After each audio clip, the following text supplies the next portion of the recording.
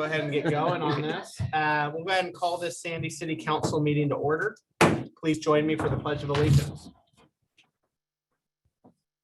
I pledge allegiance to the flag of the United States of America and to the republic for which it stands, one nation, under God, indivisible, with liberty and justice for all. Welcome, everybody. We usually start here with a quick review of this evening's agenda. We will first call for any changes to the agenda. We'll then go to public comment. Has there been any public comment issued? No, Mayor, there's not. Neither online or in person. All right. After that, we will go to a very special swearing in ceremony for a new police sergeant. We'll then get an audit presentation for fiscal year end of June 30th, 2021. We'll move to our consent agenda that has our city council meeting minutes from our April 18th meeting. Under ordinances, we got Senate Bill 458 code amendments. We'll be having 2 public hearings on that. And then going into a planning commission bylaws adoption. I'm gonna have to go get some of that food, I think. We're gonna be here a while. Old business RFP for community campus architecture and energy services. Acceptance for PETF final report on the design regarding our regarding water in the Aquatic Center facility. Contract amendment approval for transit operations. Contract approval for clear and objective audit of our development code. We'll conclude our meeting with reports from the city manager as well as our committee and council reports. Jeff, would you like to call the roll, please? Yes, Mayor. Councilor Petzold. Here. Councilor Smallwood. Here. Councilor Sheldon. Here. Councilor Walker. Here. Councilor Exner. Here. Councilor Hokinson. Here. Mayor Pulliam. Here. With that, is there any proposed changes to tonight's agenda? Seeing none, we'll skip public comments since we didn't have anybody sign up for that and get into presentations. Police Sergeant Oath of Office. All right, Sergeant Thornton. Please join us up here.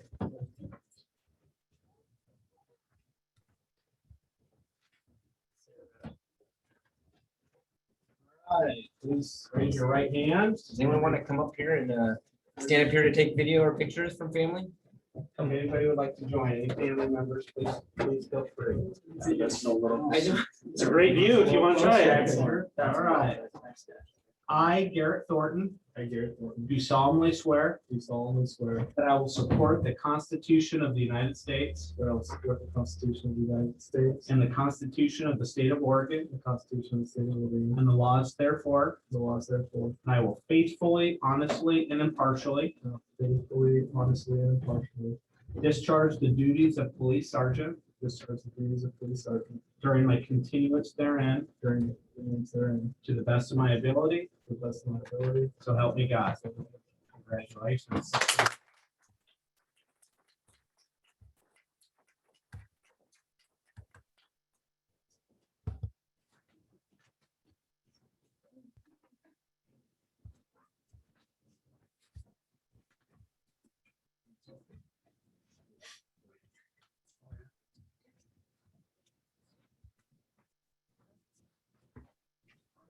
Now, folks, we always allow for photos and stuff. If anybody would like to join Sergeant Thornton, if you have the seal in the background or anything, please feel free. Yeah. Let's do it. Come on. Don't be shy.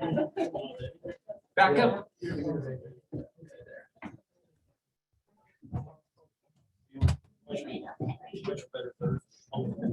All right. Remember, congratulations.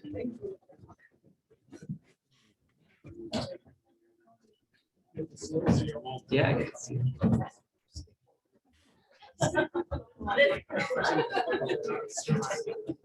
No.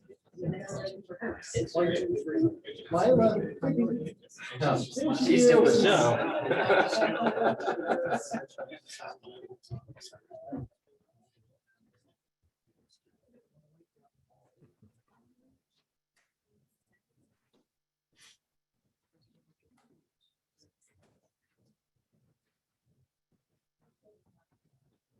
Congratulations. Do you guys want a photo of all you guys together? One of us could take a photo. Yeah. Come on, man. Jeff, I'm gonna set this right here. I'm hiding my phone. Oh, there he is. Just gotta get the bigger shoes.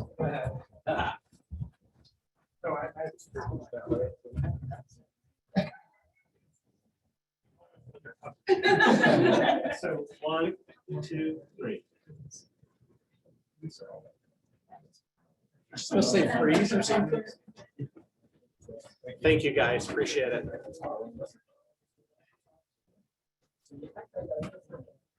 Congratulations.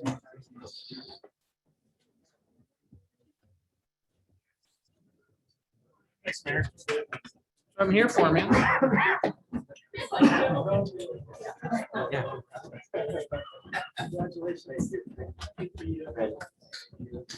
Congrats, Garrett. Thank you.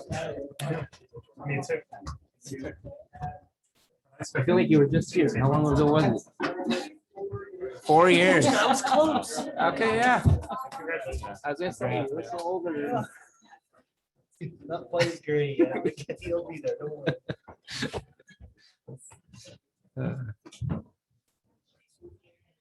Yeah, you look young. Time flies. Aging dog years. That's awesome. Great to see this happening here. How many does that make now? Do we know? How many on patrol officers do we have? Sean, how many do you have on patrol? I mean, 16. How many? 16. I don't think you're here. That's Sean. 16 sworn, 7 new hires since the public safety fee, 2 additional hires. That was in my debate prep. I was gonna say,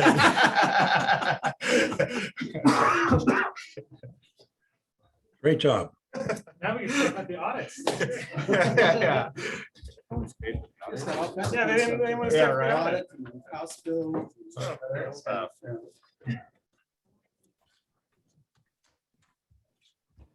All right, let's go ahead and move ahead with our agenda. We are now to the audit presentation for fiscal year end, June 30th, 2021. Good evening, council. You may recall a few weeks ago, I sent you final drafts of our financial statements for fiscal year ended June 30th, 2021. About 3 months later than usual due to transition in auditors and getting scheduled on their timeline. Tonight, we'll have the customary brief presentation of those financial statements and answer any questions from the auditing firm.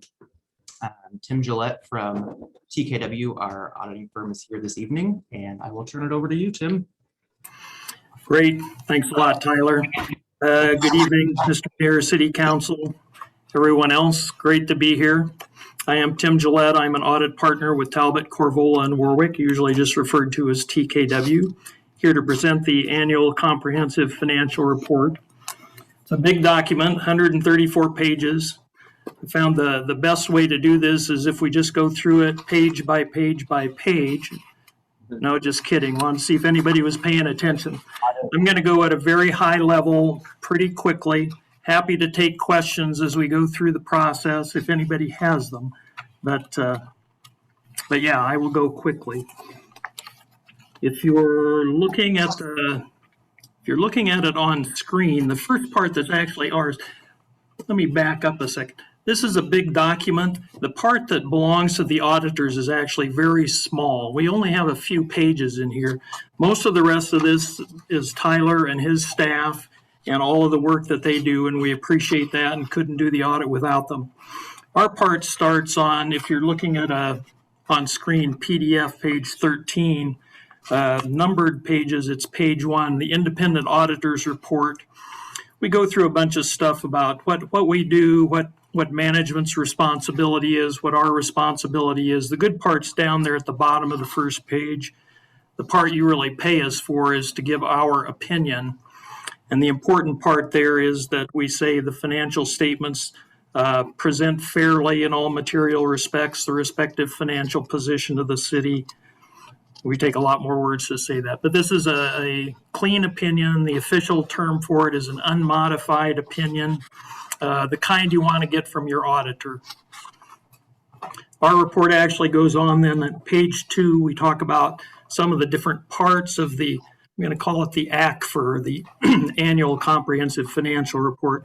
We can't say the acronym for the Comprehensive Annual Financial Report that we used to call this because apparently that's offensive in some places. So the AC for there's required supplementary information. There's kind of two pieces to that. We don't express an opinion on management's discussion and analysis and the schedules of pension and other post-retirement benefits. The other budgetary comparison information for general fund and major special revenue fund, which is also part of required supplementary information or RSI, we do say that we give an in relation to opinion. We say we believe that's fairly stated in relation to the basic financial statements. Now, in addition to required supplementary information, there's also other supplementary information or OSI, which we also give an opinion in relation to the basic financial statements, but that's fairly stated. Now, there is some other information in the document, other financial schedules, statistical information, and so forth that we don't express an opinion on. And the third page of our report, we tell you that our report's in accordance with government auditing standards, and we talk about another report that's at the back of this that we'll get to later on Oregon minimum standards. Following our report is management's discussion and analysis. I always encourage everyone to read that. It is not nearly as long. If you're not going to read the entire report, which I know a lot of people are not going to do, management's discussion and analysis, MD&A, is a good place to get a good overview. Gives you some highlights. Excuse me. And it has some comparative information, which the basic financial statements don't have. So you should read that. The basic financial statements themselves start on PDF page 26 or numbered page 14. I'm not going to spend any time on that unless somebody has questions about things. The basic financials themselves are followed by the footnotes. The notes of the financial statements give you a lot more detail, explain really what you're looking at with those numbers in the basic financials. Following the footnotes is the RSI that I mentioned, with the schedules for the general fund, special revenue funds, PERS, OPEB. That's followed by the OSI with all the various other funds and budgetary comparison information. You get through all of that, eventually get back to the statistical information. You muted. Tim, I think you muted yourself. Sorry, I muted myself, moving my my paper copy around here. The statistical information is usually, most of it is a 10-year trend information, so it's kind of interesting if you want to look at that. The last part on this report, PDF page 133, numbered page 117, is our report that the state requires from us. They require us to look at a number of things. They're kind of bullet pointed on that first page there. Make sure you're complying with all the regulations that they have. We did find a few things we had to report there, some over expenditures in excess of appropriations on three different funds.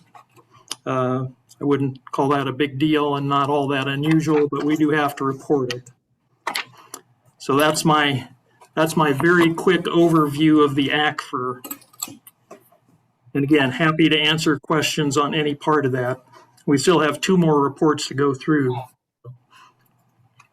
They're much shorter, though. Are we They are, Mayor. think we're ready for the next report? Great. Well, let's do on the agenda, I think it's the Sandy Urban Renewal Agency that comes next. Again, our part's pretty small. We have the Independent Auditors Report, which is a PDF page 6, numbered page 1. Exact same format as the report on the ACFR. And again, the good part's down at the bottom of page 1, where we say, in our opinion, the financial statements are presented fairly. So an unmodified report, clean opinion, the kind you want to have. There are less, it's a shorter report, so the next page talks about, again, required supplementary information, other information, and the degree of assurance that we give on those, which is a little less, but and we talk about government auditing standards, and again, Oregon minimum standards for the URA. Our report's followed by management's discussion and analysis again, which again, I would encourage everyone to read, followed by the basic financials themselves and the footnotes explaining the basic financials.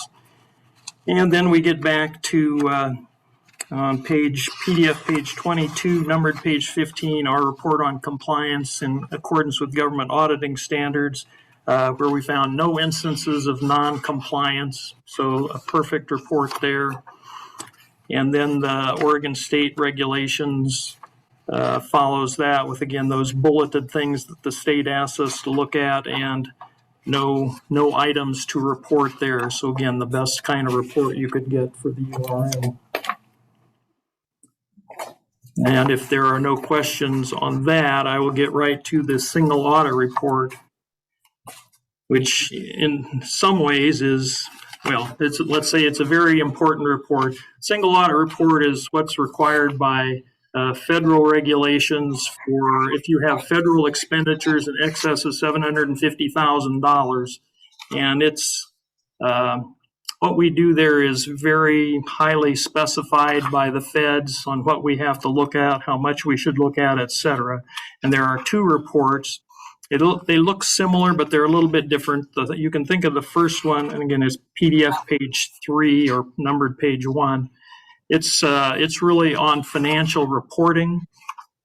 And you will see down at the bottom of that page, you say we did identify a certain deficiency in internal control, which is described more fully, and we'll get to that. The next report is the report on compliance for major federal programs. So this is if you didn't comply with the grant requirements, and there was nothing to report there. We didn't find any non-compliance or any deficiencies in control over compliance. And finally, at the bottom of page, well, numbered page 4, the report on the schedule of expenditures or federal awards, or the CFA, where we say that's fairly stated. That's followed by the CFA itself, some notes to the CFA, and the schedule of findings and question costs, which basically tells you everything I just told you in a one-page summary. It says no material weaknesses, no significant deficiency, one significant deficiency, no non-compliance with regard to the financial statements. In the federal awards, no material weakness, no significant deficiencies, unmodified report, no findings. And then the final page on that is the one finding on financial reporting, where it was noted that the premiums related to the city's issuance of debt were not properly recorded. Now, that did get fixed before the final financial statements are issued. So, but that was a finding that we had. That's about as fast as I can go. So, Response was taken care of at the last council meeting and sent to the Secretary of State. So we're all buttoned up there. Again, happy to take questions if anybody has any. Again, we work for the council. We work closely with management, but we work for the council. So if anyone wants to reach out directly to me, please feel free to do that. Happy to take questions offline if anything comes up, or talk about any part of this.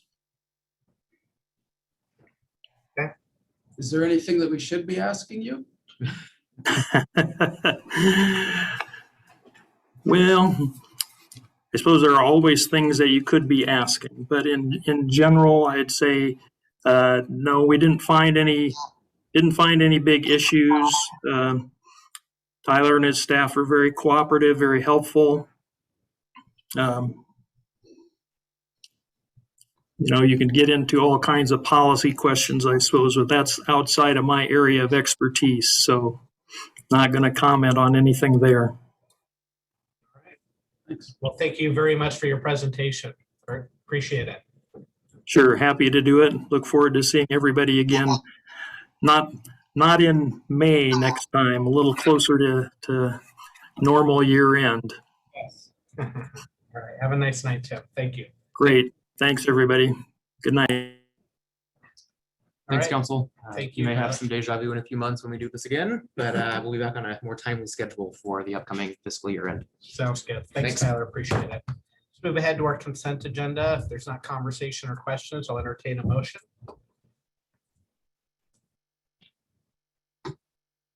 On a roll now. I'll make a motion that we accept the consent agenda. Not to be a jerk, but everyone's moving really slow tonight. Is there a second? A motion by Counselor Sheldon, a second by Counselor Smallwood. All those in favor signify by saying aye. Aye. Opposed? Aye. Motion carries. Ordinances, Senate Bill 458 code amendments. We got a public hearing. Apologize, council. Let me pull up my script here. Yes, I'm going to open this public hearing for ordinance 2022-07 at 7:38 PM on May 2nd. I'm going to call for any abstentions from our hearing body. I'm now calling for any conflicts of interest. Seeing none, I will now call for the staff report. Emily. All right, I will share my screen and get started. So if you remember, we already talked about this on March 7th. There haven't been that many changes other than a few in response to the discussions. So I'm just going to go over some of those changes and then a few changes that the Planning Commission made prior to forwarding the recommendation of approval to council. And then if you have any questions, feel free to ask. So the Senate Bill 458 includes 9 different chapters of code amendments. The primary goal was to amend the development code in compliance with Senate Bill 458. We also included some housekeeping items, clear and objective language, and then incorporation of plans to address that limited land use development that we've been kind of coming up against. The code's going to need to be updated again anytime a specific reference to a specific code, anytime like that, a new reference, or sorry, a reference to a specific document, if it's updated, like when the 2022 TSP is adopted, we'll have to update the code again. So just keep that in mind. We'll probably be seeing some more code updates more frequently as new plans are adopted. So just to refresh your memory about Senate Bill 458, it's a follow-up to House Bill 2001. House Bill 2001 was the bill that required medium-sized cities like Sandy to allow a duplex anywhere a single-family residence is permitted. So Senate Bill 458 follows up on that, and it requires that any city or county that was subject to House Bill 2001 has to adopt an expedited review process for middle housing land divisions. So for us, that means dividing one of those duplex lots into 2 separate lots. And the main intent for this is just to enable the lots to be sold and owned separately. So it doesn't affect the quantity or density of middle housing. So, you know, House Bill 2001 did that part, and this is just to split the lots so that you can sell and own them independently. So this is just an example again with the detached and attached duplexes. So the red dashed line would be the Senate Bill 458 lot division line, but the parent law would still stay the same as the main law in terms of like setbacks and things like that. And then I do want to note that it doesn't have to be split 50-50 like that. The houses don't have to be the same. But this is just kind of an illustration of that. So thinking back to that work session, we had a few discussion topics where we did have some discretionary like room to make a decision. And so the first thing was we could prohibit further division of lots that resulted from a middle housing land division, and the consensus was, yes, let's do this. We could also require a notation on the final plat that indicates the approval was provided under Senate Bill 458, which would provide clarification. So again, the consensus was yes, and then to also add that to on the deed. Requiring street frontage improvements where a lot or parcel abuts a street, and or right-of-way dedication if the original parcel did not previously provide dedication. Again, the consensus was yes, this would be a very rare situation. So we were looking at the application fees for this expedited land division or middle housing land division. And we got the feedback to kind of look into it a little bit more. So we looked into it a little bit more and decided, based on our analysis, that 2,500 should cover the estimated full cost of processing one of these applications. We will, by the Senate bill itself, we're required to kind of revisit that in a year. So this is just our best guess. And then in a year, we'll kind of see if that's a good guess. And we could probably do it sooner than that anyway, if we're way off. So then we were talking about removing shared private drives and public access lanes, which are allowed under 17-100 and are essentially substandard streets. And so again, the consensus was, yes, let's do this. Yes, we talked about the requirement to publish a notice in the newspaper, and there are a few kind of differing opinions, but I think we settled on. Emily, I'm sorry, we had a quick question. You started to cut in. That's okay. You sure? We'll get to later. Oh, Okay, Sorry. I actually have a quick question while we're on that slide. So what, I'm just curious, how did you get to the basis of $2,500 per application being that big? The logic of the fees. It seems a little low when you start adding in, wages, PERS benefits and everything else. I mean, I would suspect $100 an hour isn't unreasonable. So you're saying it takes 25 hours total staff time to process one of these applications? I'll defer to Kelly on that because he does most of the fee stuff. A rough guess. We've never processed one, so we don't really have anything based on it. Okay. I understand It seems really low. That's why I'm saying. I mean, our fees are pretty low across the board, Right. so, which I know will be a discussion for another night, but. Okay. Kelly, can you come to the mic, sir? I don't think Emily can hear you. I can sit up here if you want me to.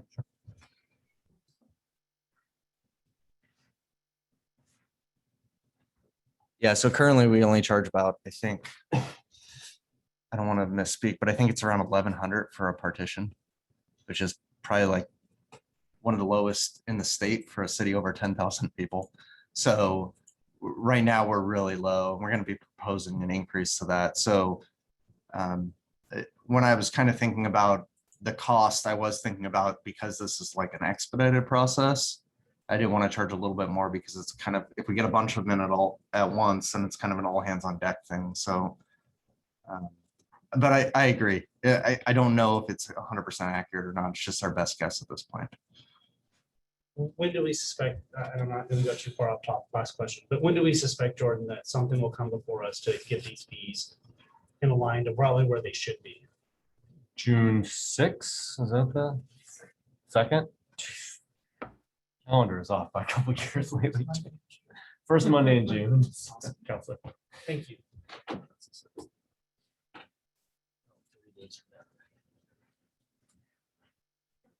I had one other question. I'm just kind of showing your little diagram there with the houses on it. So slide number 4. So the question I asked that I don't think I got answered before was, is it possible for, we have a single family residential subdivision, and, or, it's a big area and it can fit 100 houses and, like a Shaley Meadows type situation or whatever, call it whatever you want to do it. But you've got 100 single family lots. What's to stop them from coming in and saying, I'm going to subdivide those into 200 lots of 3,700 or whatever half of 7,500 is. I want to subdivide each of those and put houses, and so basically have 200 houses rather than 100 houses, and it all has to be decided in 28 days. Is that 63 days, but actually that is already allowed, assuming they can meet like the all the standards, setbacks and everything. That was allowed with House Bill 2001. This is just separating them for the purposes of selling them. So a developer could come in and still build those duplexes and just not separate them, and then one person would own both.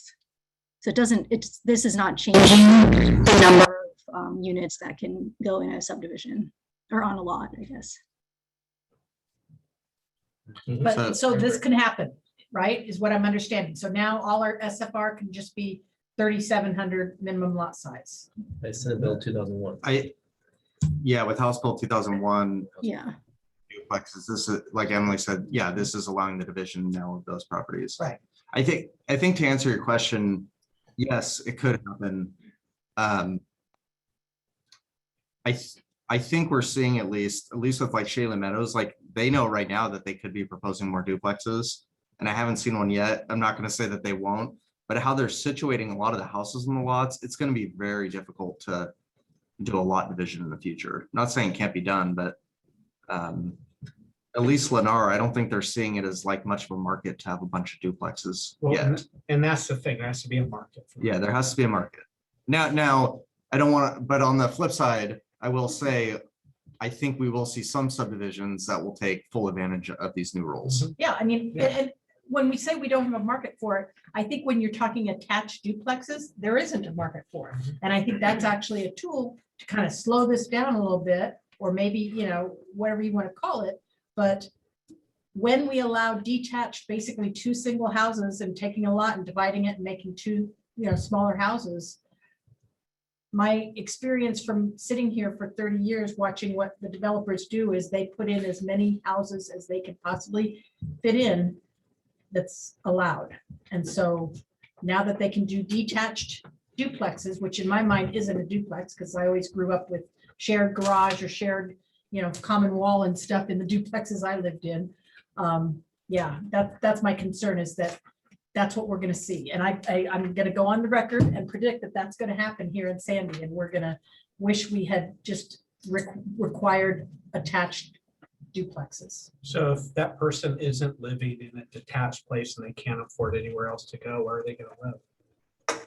Well, we have huge amounts of land zoned low, medium, and high density in our town to provide the much needed balance for affordable housing. What I'm worried about is the folks that have a few kids and want a yard where you can at least put a, you know, what we ran into before is that we had so much, you know, medium and higher density, we didn't have any of those single family homes. And that's what we were trying to accommodate by putting in the 7,500 square foot.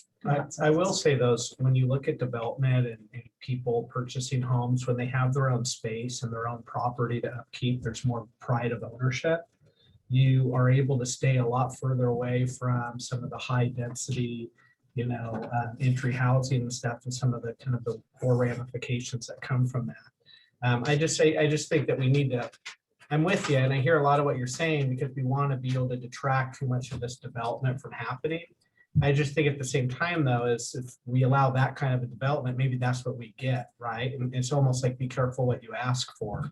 All of a sudden, we now get all this attached duplexes, when if I'm going to have to put up with duplexes, I think it's going to be a lot more livable for our neighbors detached, and a lot more appealing for, you know, people in our community. Those are just my thoughts. Carl, I see your hand up. Okay, thanks. Yeah, I just want to make a quick comment here, because we all don't know what this is going to lead to or how this is going to end up as time and markets change.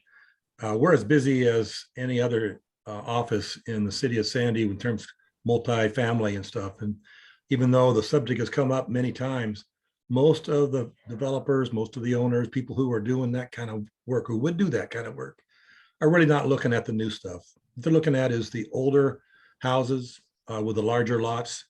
And that's what they're thinking about, is if there is something with a 10,000 and larger square foot lot, those are the kind of places it's looking at, so that they have room to make a dupe or a tri of some kind in there. And then the other thing, that little comment is that we don't have much to say about this, boys and girls. This is going to be something that the state has implemented, and our best bet is that if we want to change it, talk to our legislator. We're just going to, if somebody comes in and wants to start putting in dupes in a single family, I don't see much chance of resisting that. That realtor speak. I used to be a politician or a bureaucrat too, so it's probably a mix of both. All right.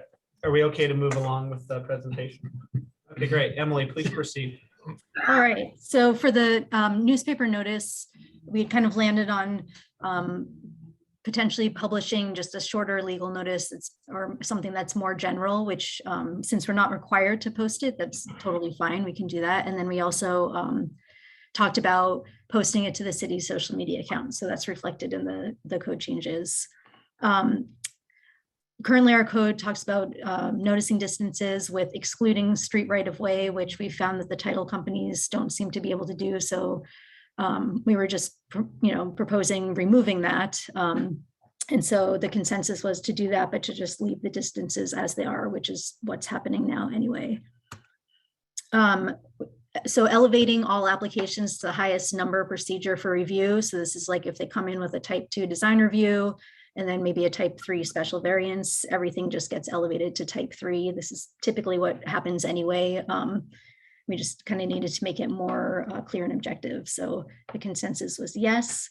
And then the last one was looking at additional subdivision criteria, which Planning Commission and Council both expressed interest in doing that, but agreed it would be a much bigger discussion that would, come later down the line, not really part of this 458 code changes.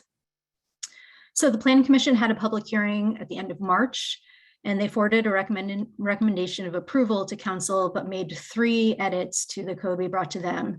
So the first was they wanted to add a definition of middle housing, which was a good call. So we put that into the 17100. And then pretty minor, they just added the word recorded to a sentence in 17100.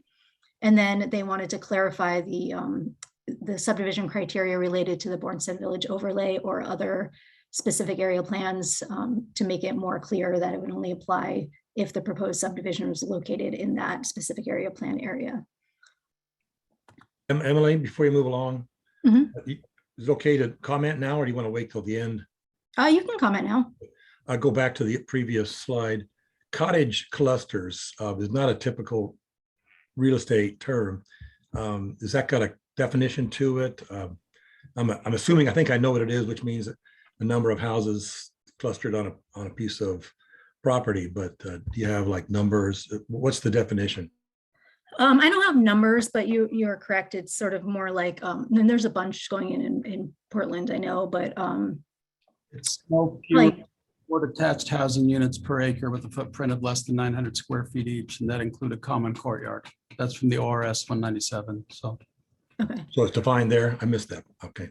All right. So, but in Sandy, we are not required to allow the cottage clusters, but it's still part of the definition of middle housing. So for us, we just have to allow the duplexes, but middle housing includes duplexes, triplexes, quadplexes, cottage clusters, and townhomes. Got it. Okay.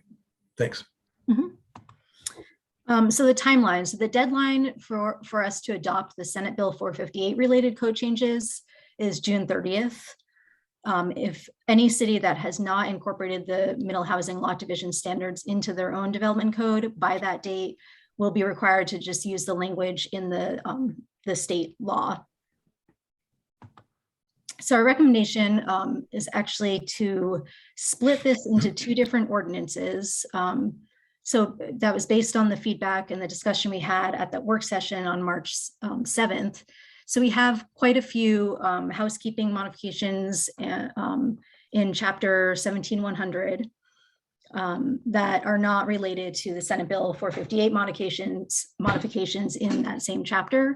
So our recommendation is to have an effective date of July 1st for the ordinance that adopts the proposed Senate Bill 458 code amendments.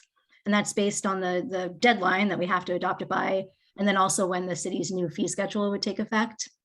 So it actually include the fee for that middle housing land division. And then we're recommending adopting a second ordinance tonight that contains the other code modifications in chapter 17100 that are not related to Senate Bill 458. And we're recommending that this ordinance be adopted by emergency. And so if you choose to follow this recommendation, then we're going to need to open 2 separate public hearings to hear the 2 ordinances. And already what we've done. Why an emergency? Yeah, that's a good question. So the reason why we mainly split them was to, like Emily said, because we wouldn't have an active fee. So if somebody applied before July 1st, we wouldn't have a fee to charge them. So they'd be getting a free partition. The second reason, though, is we didn't hear a lot of appetite for Senate Bill 458 from the Planning Commission and especially City Council. So there's no real reason to make it effective before July 1st. So it's 2 more months of not having it. The other one, the reason why we want it by emergency is so that somebody can't apply for something in the 30-day period between if it's adopted tonight and 30 days from now, and fall under the old ordinance, under the old code essentially. So we ran it by the city attorney's office. They thought this was a legitimate thing to adopt by emergency when you're adopting clear and objective standards. And so they recommended to do it by emergency. So somebody doesn't come in on Friday and say, well, I want it under this existing code, not the new code that council passed on Monday night. Okay. All right, go ahead, Emily. That is all. So we will proceed to public testimony. Guidelines for those who wish to speak. Please try to avoid repetition if someone else has already expressed the same thoughts. It is sufficient to state that you agree with the statements of a previous speaker, even if that's all you say. If you have documents, maps, or letters that you wish to have considered by the body, they must formally be placed into the record of this proceeding. To do that either before or after you speak, email your materials to recorder@ci.sandy.or.us, and the staff will make sure your evidence is properly processed. Testimony for this public hearing will be called for in 3 groups: testimony in favor of the proposal, testimony opposed to the proposal, as well as neutral testimony. For those joining us in person this evening, all of a sudden a lot less than our work, please raise your hand at the appropriate time to indicate you would like to speak and wait to be recognized. If you're participating online, click the raised hand button at the appropriate time and wait to be recognized. If you're participating via telephone, dial *9 to raise your hand and wait to be recognized.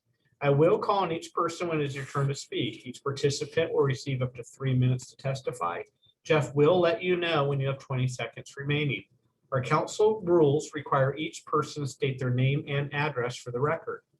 I'm now calling for testimony in favor of the proposal. Just a reminder to state your name and mailing address for the record. You'll be given 3 minutes, and I'm sure Jeff will give you a warning at like 15 seconds left. Okay, Mayor, just looking for any raised hands. And I do not see any raised hands. I'm now calling for testimony against the proposal. A reminder to state your name and mailing address for the record. You have 3 minutes. And I do not see any raised hands. I'm now calling for neutral testimony. These are general comments, neither for nor against the proposal. A reminder to state your name and mailing address for the record, and you will have 3 minutes.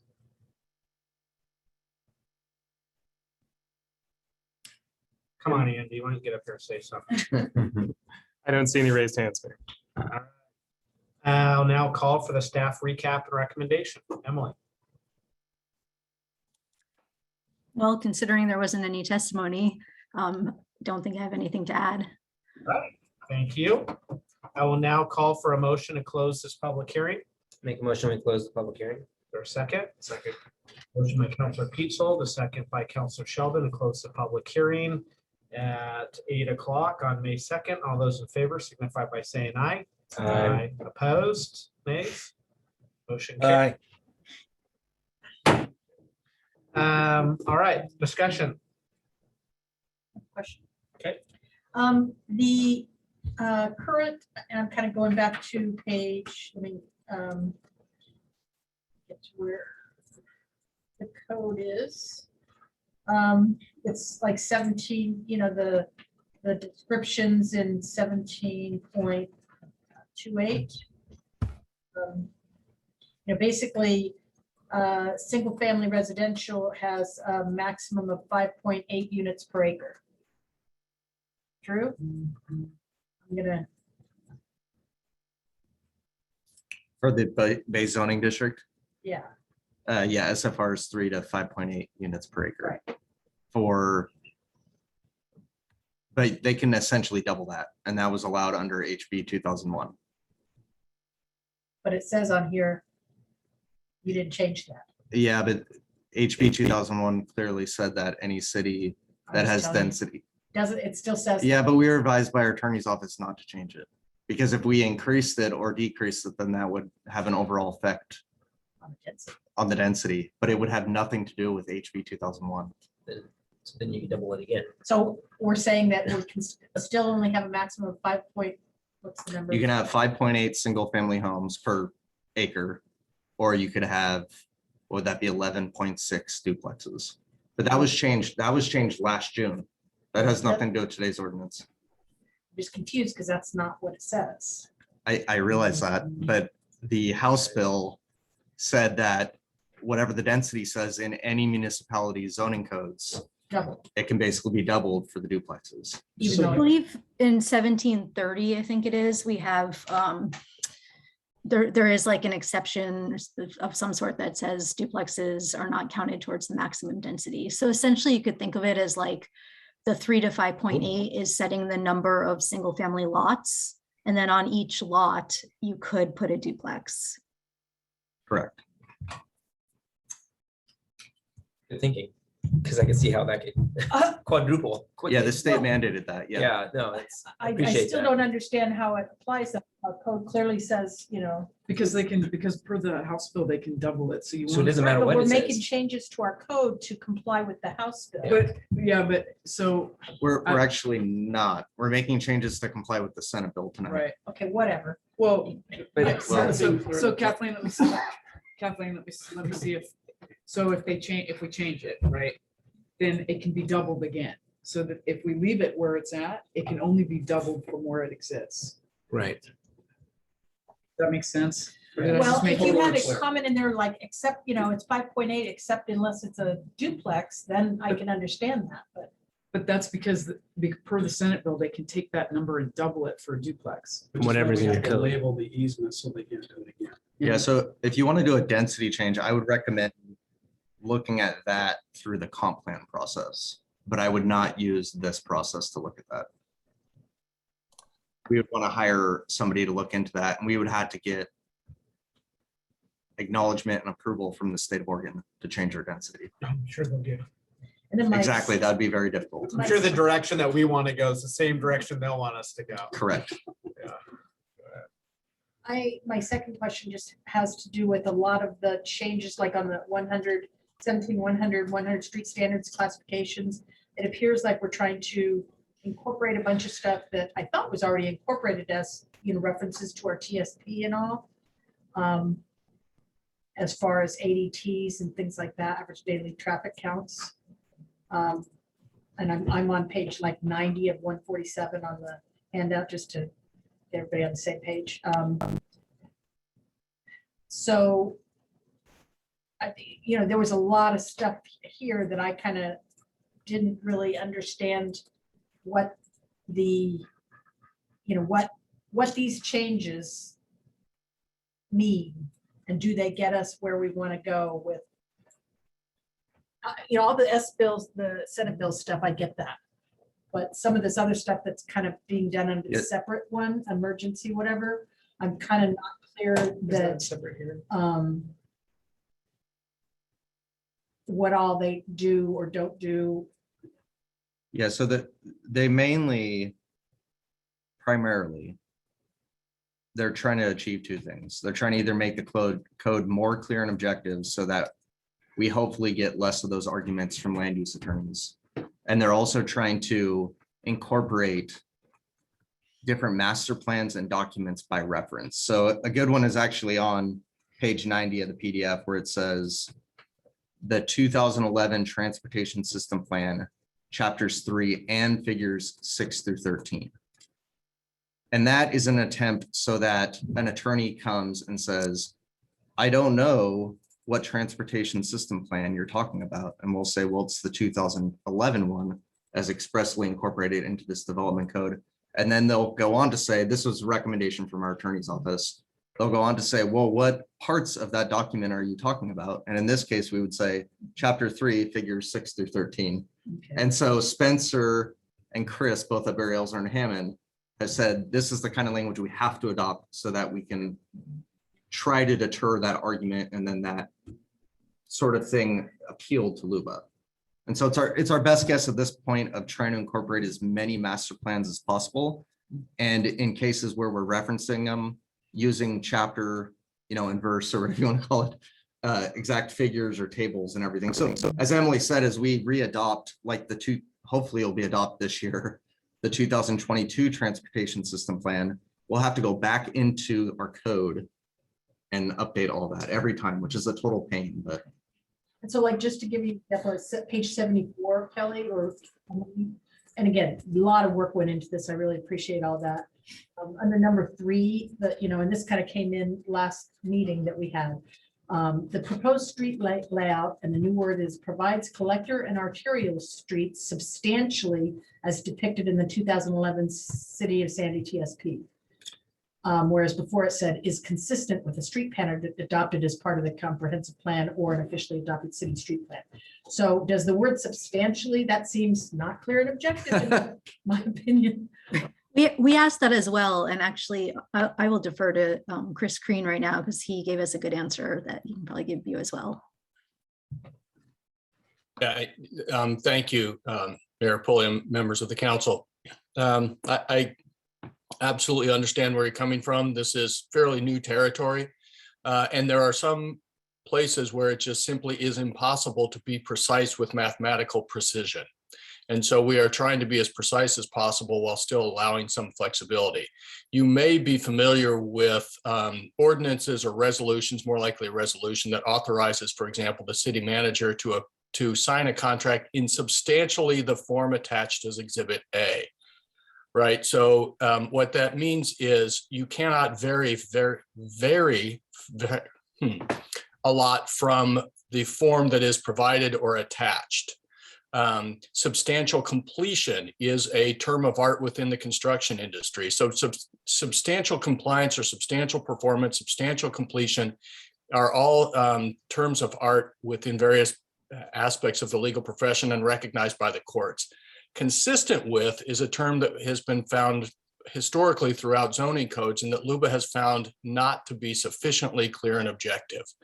So some of this is guesswork. We're trying to avoid terminology that we know LUBA doesn't like and rely on terminology instead that we know that the courts have recognized over the years. That's how we ended up on the term substantially in conformance with, or I can't remember exactly, but that's how we ended up with that terminology that you pointed out. Does that help? Thank you, Chris. I had one question, and it'll be quick. On slide number 4, Emily, you'd said that line doesn't have to go down the middle of the lot or the middle of the house. It made me think, and it's just more a curiosity. Could that line be at such that you'd have a very itty bitty tiny lot because that was the part of the house that they want to break off on that? And is there some minimum, like, could it be 500 square feet of a lot in that, or 1,000, like, does that make sense? Like, yeah, as far as I know, no, there is no minimum, but the lot overall still has to meet all of the standards. So mostly, I think the most relevant would be setbacks. Right. So the lot would still have to have like the 20-foot rear setback, the 10-foot front, the 7.5 side. And so within, and then the buildings would have to be placed within, within that kind of allowable building area. So, I mean, that would kind of limit how much, like, how small the lot could be. Because you can't just like smush the house right up, against a property line or something like that. But no, I don't think there is a minimum. I mean, think if you had a 10,000 square foot lot, single family lot, you wanted to put a duplex on, I think one of them could be like 8,000 and the other 2,000. just curiosity. I know it. Thank you. Right. Well, are we ready for a motion? Well, I guess, can we get a first reading? I'll call for Scrolling, a Mayor. first reading. Okay, Mayor, this is ordinance 2022-07, an ordinance amending certain chapters of Title 17 of the Sandy Municipal Code in compliance with Senate Bill 458. Is there a motion to approve the first reading? Make a motion, we approve the first reading of ordinance number 2022-07 as read. Second. There's a motion, is there a second? Was that Carl? Yeah. Motion by Counselor Pietzel and the second by Counselor Exner. All those in favor signify by saying aye. Aye. Aye. Those nays. All right, motion carries. Jeff, will you give me a second reading? Yes, Mayor, this is ordinance 2022-07, an ordinance amending certain chapters of Title 17 of the Sandy Municipal Code in compliance with Senate Bill 458. All those in favor? I need a motion to adopt, to accept the second reading. I'll make a motion, we accept the second reading. For a second, Second. motion by Counselor Sheldon, a second by Counselor Smallwood to accept the second reading. By saying aye. Aye. Aye. Motion carries. All right. I have one more question on the other stuff. Is that okay or not? Well, Which the other I side? think we're going to quickly step through a second hearing. yeah, Right. we're gonna move into a second hearing, but did he have stuff on the hearing that we just closed out? No, Oh, no, not the SB stuff. It was the other stuff. So just let me know when I can ask. okay. All right, we will now open a public hearing for ordinance 22-08 at 8:12 on May 2nd. I will now call for any abstentions from the hearing body. Seeing none, I will now call for conflicts of interest from the hearing body. Seeing none, I will now call on the staff report. Emily. All right, so there's no separate staff report.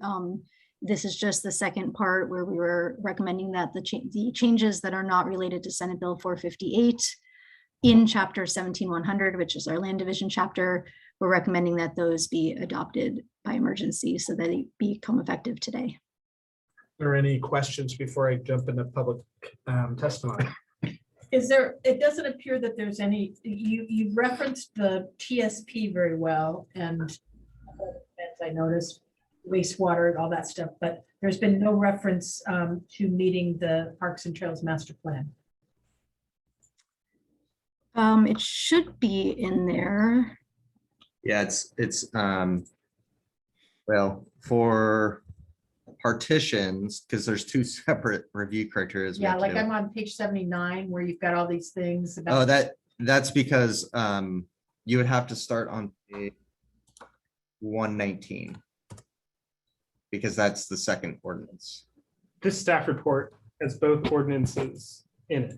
So this second ordinance, which page is it, Kelly? If you go to page 125, number 8 references the Parks Master Plan. And then if you go to the subdivision criteria a few pages later, that will have one that references it as well. This second ordinance, ordinance 2022-08, begins on page 119 of this particular staff report. Of the PDF. Of the PDF, thank you. And we're referencing the Parks Master Plan that will be adopted on June 6th, because if we reference the current one that was adopted last, what was it, October, we would then have to amend this by ordinance again in June. So you're saying number 8 takes care of everything? Correct, Okay. correct. Yeah, I did a search on park and trails and, oh, it's Parks and Trails. I'm sorry. Thank you. I'll proceed to public testimony. For those who wish to speak, in case you didn't hear the first round. Please try to avoid repetition if someone else has already expressed the same thoughts. It is sufficient to state that you agree with the statements of a previous speaker, even if that's all you say. If documents, maps, or letters that you wish to have considered by the body, they must formally be placed into the record of this proceeding. To do that, either before or after you speak, email your materials to recorder@ci.sandy.or.us, and staff will make sure your evidence is properly processed. Testimony for this public hearing is going to be called for in 3 groups: testimony in favor of the proposal, testimony opposed to the proposal, and neutral testimony. For those joining us in person this evening, please raise your hand at the appropriate time to indicate you would like to speak and wait to be recognized. If you're participating online, click the raise hand button at the appropriate time and wait to be recognized. If you're participating via telephone, dial *9 to raise your hand and wait to be recognized. I will call on each person when it's their turn to speak. Each participant will receive up to 3 minutes to testify. This actually reminds you of Jeff will let you know when you have 20 seconds remaining, not the 15 seconds, I guess, last time. Our council rules require each person to state their name and address for the record. I am now calling for testimony in favor of the proposal. A reminder to state your name and mailing address for the record. You'll be provided 3 minutes. Jeff will give you a 20-second warning. Mayor, I don't see any raised hands. I'm now calling for testimony against the proposal. A reminder to state your name and mailing address for the record. We'll have 3 minutes. And I don't see any raised hands. We're now calling for neutral testimony. These are general comments, neither for nor against the proposal. I'm reminding you to state your name and mailing address for the record. You'll be provided 3 minutes. And I don't see any raised hands. All right, staff recap and recommendation, Emily. All right, no recap. Recommendation is to adopt the changes to 17-100 that do not have to do with Senate Bill 458 tonight. I am now looking for a motion to close the public hearing. Motion to close the public hearing. Is there a second? I'll say. There's a motion by Counselor Sheldon, a second by Counselor Smallwood to close the public hearing. All those in favor signify by saying aye. Aye. Aye. Those nays. Motion carries. I will close the public hearing at 8:18 PM here on May 2nd still. Is there any discussion? All right, Jeff, let's do the first reading. Mayor, this is ordinance 2022-08, an ordinance amending chapter 17.100 of Title 17 of the Sandy Municipal Code and declaring an emergency. Is there a motion to accept the first reading? Make a motion that we accept the first reading of ordinance 2022-08 as read. Is there a second? Second. A motion by Counselor Peatsold and a motion by Counselor Hokinson. All those in favor signify by saying aye. Aye. Aye. Nays. Motion carries. Jeff, why don't you give us a second reading? This is ordinance 2022-08, an ordinance amending chapter 17.100 of Title 17 of the Municipal Code and declaring an emergency. Is there a motion to accept the second reading? Motion to accept the second reading. Second. Second. Motion by Counselor Sheldon, a second by Counselor Hokinson to accept the second reading. All those in favor signify by saying aye. Aye. Aye. Those nays. Motion carries. All right. So, it's horrible to have this in our city. All right. Long time coming. Yep. Thank you, Emily. Thank you, Emily. Thank you, Thank you, Thank you for all Kelly. that work, Appreciate it, Emily. man. All right, moving ahead, Planning Commission bylaws adoption. I think Jordan stepped out, but, oh, okay. Emily, do you want to introduce Chairman Crosby to us? Sure. Yeah, so this is the Planning Commission has drafted some bylaws that they would be going into chapter 2.16 of the code. And I will let Jerry Crosby, who's the chair of the Planning Commission, talk about the changes, what changes were made and why. So Jerry, go ahead. All right, thank you. Yeah, Kelly, you just asked me to kind of give some background of where we got. We kind of, when I say we, I mean the Planning Commission, we kind of happened upon the resolution 2021-07, which mandated that boards and committees, among other things, have their own set of bylaws. And so we looked at that and we could either have created our own standalone bylaws document the way some boards and committees have. Or there was also, as you know, what you're looking at tonight, there was also chapter 216 that already had a lot of things related to that would be similar to bylaws. So at the advice of counsel, what we did was and he advised us to stick with putting our bylaws into chapter 216. So all we did was we took that and looked at the 4 requirements of bylaws that are in 2021-07, meeting attendance requirements, meeting quorum requirements, procedures for electing board member officers, and member qualifications and or residency requirements, and made sure that they were included into the revision of chapter 2.16. So that's how we got where we are and what you have before you. All right, great. Thank you. Appreciate that. Is there any questions or discussion? Motion.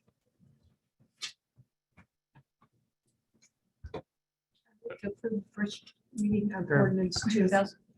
I'm sorry, Mayor, are we going to ask for testimony? Oh, I gotta do a Yeah, whole because it's a thing. public hearing. I kind of think I know what to speak of. Videos tonight. Happy to change that requirement. We will open the public hearing. State ordinance, all right, it's 2022-06 at 8:22 on May 2nd. Call for the staff report. Thank you. We'll now look for public testimony. Please try to avoid repetition if someone else has already expressed the same thoughts. It is sufficient to state that you agree with the statements of a previous speaker, even if that's all you say. For those joining us in person this evening, please raise your hand and indicate you would like to speak and wait to be recognized at the appropriate time. For those joining us in person, if you are participating online, click the raise hand button and wait to be recognized. If you're participating via telephone, dial *9 to raise your hand and wait to be recognized. I will call on each person when it's their turn to speak. Each participant will receive up to 3 minutes to testify. Jeff will let you know when you have 20 seconds remaining. Our council rules do require that each person state their name and address for the record. I am now calling for testimony on the proposed ordinance. You'll have 3 minutes. Mayor, I don't see any raised hands. All right, staff recap and recommendation. Says Kelly, but you good, man? It was actually Chair, so the reason why I invited Chairman Crosby is because he actually was the one making that. Oh, okay. Chair, So- would you like to close us out? Yes, go ahead, move it. Thank you, sir. I am now calling for a motion to close the public hearing. Motion to close the public hearing. Is there a second? Second. A motion by Counselor Sheldon, a second by Counselor Smallwood to close the public hearing. All those in favor signify by saying aye. Aye. Aye. Opposed, nays. All right, motion carries. Now calling for discussion. All right, Jeff, well, how about first reading? Mayor, this is ordinance 2022-06, an ordinance amending chapter 2.16 of title 2 of the Sandy Municipal Code. Is there a motion to accept the first reading? I move to approve the first reading of ordinance 2022-06. Is there a second? I'll second. Motion by Counselor Walker. Second. Petzold. All those in favor signify by saying aye. Aye. Aye. Those nays. Motion carries. Jeff, why don't you take us to a second reading? This is ordinance 2022-06, an ordinance amending chapter 2.16 of title 2 of the Sandy Municipal Code. Is there a motion to accept the second reading? Motion to accept the second reading. Or a second? I'll second. Carl, tape delay, brother. There's a Can't keep up. Sheldon, a second by Counselor Petzold to accept the second reading. All those in favor signify by saying aye. Aye. Those nays. Motion carries. All right. Thank you, Chairman Crosby. Appreciate it. Thanks, Jerry. Apologies for the tediousness, Mayor. It's a council rule. Oh, Oh, oh, I see, Just for the record. I see. It's that darn, it's that. pass a buck. All right. All right, old business RFP for community campus architecture and engineering services. Hi, Rochelle. Yeah, good Good evening, evening. Welcome. Mayor and Council. Thank you for this opportunity. So we're just going to recap real quick. I have two agenda items actually that are related to each other. The first one we'll talk about is the RFP for the community campus architecture and engineering services. So the discussion is on whether to support staff moving forward with an RFP for the community campus, which would be soliciting architecture and engineering services for park design, bid and build. And the RFP would also include bond-ready schematics for future recreation and aquatic center. So just as a reminder, during the March 5th, 2022 council goal setting meeting, staff did present council with a process that would cohesively move all three legs of the stool forward, which is the park improvements, recreation and aquatics. And the RFP final deliverables would include the park improvement side of it and the development aspect. So the RFP scope would include professional services to hire a consultant to lead design, bid and build for the park portion of the community campus. And then the second deliverable in the RFP would encompass the work to create a bond-ready schematic for the aquatic and recreation aspect of the community campus. So part of the RFP also includes the consultant and staff working to engage a technical advisory committee and numerous focus groups to ensure a robust public engagement process occurs. And if council supports this process, the tentative timeline would be approximately end of May 2022, the RFP would open for proposals. Timeline to close those down or deadline would be mid-July. And then after ranking, interview, intent to award and pricing negotiations, our final notice to proceed would be mid-August. And at this point, staff isn't asking for funding requests or anything at this point. We would use the RFP process and bring it back in front of the council for, or the Sandy Urban Renewal Board for approval. And so with that discussion, I guess I'll turn it over to the council. Discussion? Listen, what is the ballpark of something like that? What would the ballpark be that the cost of this? Do you have any idea? I do. I know. But let's say with inflation and like, I mean, we have any idea? Well, roughly it's about 10% typically of like what the full construction cost would be. So if we just take the park improvement side of it, it would be close to about roughly estimating maybe 400,000 for design, bid and build. And then that doesn't take into consideration the schematic design of the aquatic and recreation side, which would be an additional. So it's, For the RFP, I'm confused. for the design, bid and build portion of it for the park improvement side of it. Mhm. Give, The contract for the consultant, for the Yeah. architecture. The OPSIS plan cost $189,000. That was a massive, this, I get that. I know. Michelle was referring to the Yeah, actual. and the, trying to design think of what the cost for the Bornstead Park was. That was nowhere near that. for the design, bid and build through construction documents. Right. Yeah. Nothing near that. So Yeah. it was- Size difference. Yeah. So, Yeah. So this is just to move forward with an RFP though. This is, and to Rich's questions, he's just trying to get a ballpark for what it could come back at. Well, and I think Yeah. it's. That's a good question. Yeah. I mean, if it's gonna come out something that we're not comfortable with, I mean, if that's ballpark where we're at, I realize, you know, it can change, but if it's gonna come back at a price point that we're not comfortable with, I don't. Honestly, I don't understand what's the point So, in making everybody jump to bid. well, if I may, I mean, Please. part of this, a big part of this is developing the park. So that 400,000, that's what we're talking about, is the park. We're not talking about the pool or anything else. The second part is about getting a plan for that, but it's not creating construction-ready documents. So it's really just taking what we produced in that PETF recommendation to the next level. So I think we have to look at this as those, even though they're combined, it's those two pieces. And the parks, the park's ready to go. It's very close. I mean, that's what the Park and Trail Master Plan is about. And we know we have a lot of uncertainty around an expensive pool and the community center, but the park, there's some money there. You've got the development fees, you've got the urban renewal budget that's earmarked. So there are funds set aside to do this. That's gonna be my follow-up question. It's separated too. Yeah, and that's kind of where mine is too. I was curious, like, how much of kind of the ballpark, I know now we're all on this ballpark figure, right? But even to go more ballparkery, what percentage of that is for like the park improvements versus like, the pool, community center, portion of this? Right. The park improvement side of it's, yes, going to obviously be more expensive because we're taking it through the design, bid and build. So if that is separated out, a number we've talked about is potentially $3 million to improve that. So roughly, yes, the 300,000.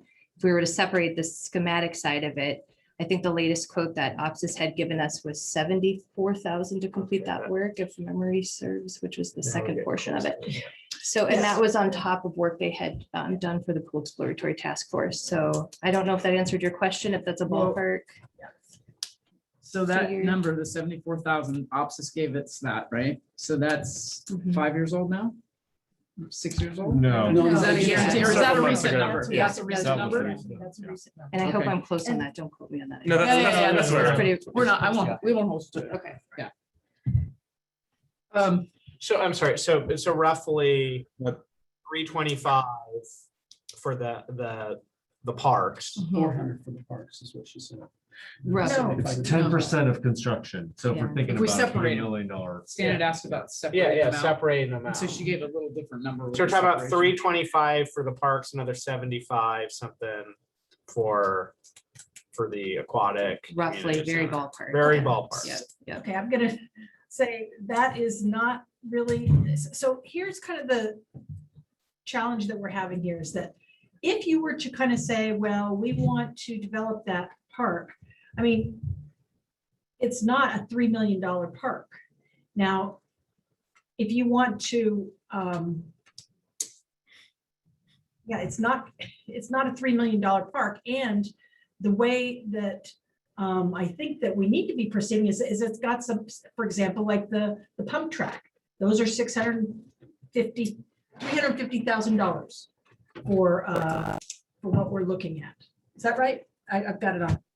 Anyway, my point is that when you talk about building these different things, the terminology that we discussed in the committee meeting was kind of the kitchen sink approach. Like if, for example, the mining park stuff, remember how we were going to go do the mining park trails and a dog park and the lights and the whole kitchen sink to get that done.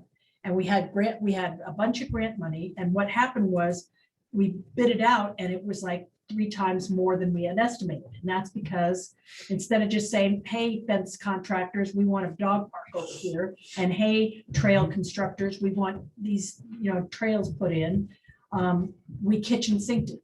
And we kitchen sinked it at a really bad time. And so what happens is your cost when you're asking somebody to build everything in the kitchen sink, the cost is going to be huge. And so if you kitchen sinked it, I'm sure you could come up with a $3 million project. But if you were to do it a little bit more strategically, it's going to be far less. So then I'm confused by your statement because we have a Parks and Trail master plan that already has that all completed, right? So this is an that's RFP. what completed. What's going to be Pump track. all that stuff. No, is it part- doesn't. That's what frustrated me was that, no, y'all didn't make them do that site plan, revised site plan for the community campus. I kept pushing, we need to include that, and no, we didn't. About the pump track and all that is in that. It's mentioned, it's just mentioned, but Okay, the thank you. actual diagram, yeah. But that's sorry. what I'm saying. It's the is design it's- level layout Yes, that's thank you. missing, and that's Right. really what this proposal Yeah, is. that's And what that's, but that's where I'm going. So it's listed, we already know what's going in it. That's my point. This is an RFP that solicits architecture and engineering services for park design, bid, build, and bond-ready schematics, right? The bond rate is just for the. Just for the pool. But regardless, this is for park design, bid and build. That to me doesn't mean that we sit here and go, well, we'll do a pump track, but we're not going to do this. If we're going to pay for park design, we're paying for park design. Right? I mean, did I misunderstand? No, and then, I mean, as we fill in the design and everything, it's up to us, but this is the plan. Right. I think the trade-offs that have to occur in this are how much of the land gets dedicated to a pump track versus other things. So that's where this technical advisory committee makes the trade-offs and what's the right cost and benefit. But what I'm feeling, I'm taking all this and I'm saying, I think what the real discussion is how much we want to move forward with just the parks portion of this and leave the aquatic community center stuff behind, or keep them lumped together and move them both forward. Because from the questioning and stuff, that's what I'm hearing people trying to figure out for themselves. Well, so I guess, and not to take up everybody's time, I apologize, but I guess here's kind of my 2 cents on that, right? Is I guess I will ask you guys. I think, or it's been my assumption over the last year plus, that there's a strong appetite to move forward with the park, right? We don't really know what we're looking at for the aquatic center, both financially and down the road. So I have a hard time wanting to move forward with bond-ready schematics on a building where those bond-ready schematics may sit for 5 years, 6 years, 7 years, and whoever's on council at that time is going to have to backtrack and do this again. Because that personally for me is how I feel. after taking all of the stuff that was previously done before I came onto council, spending the last 4 years pretty much redoing the whole thing. And here we are now looking at this again. So it's tough for me. So. Yeah, I think what I hear is, we've got the two different things that you laid it out. And I get that, I would like to see what it will cost to go out for the RFP for it. I think is we will know, because That's fair.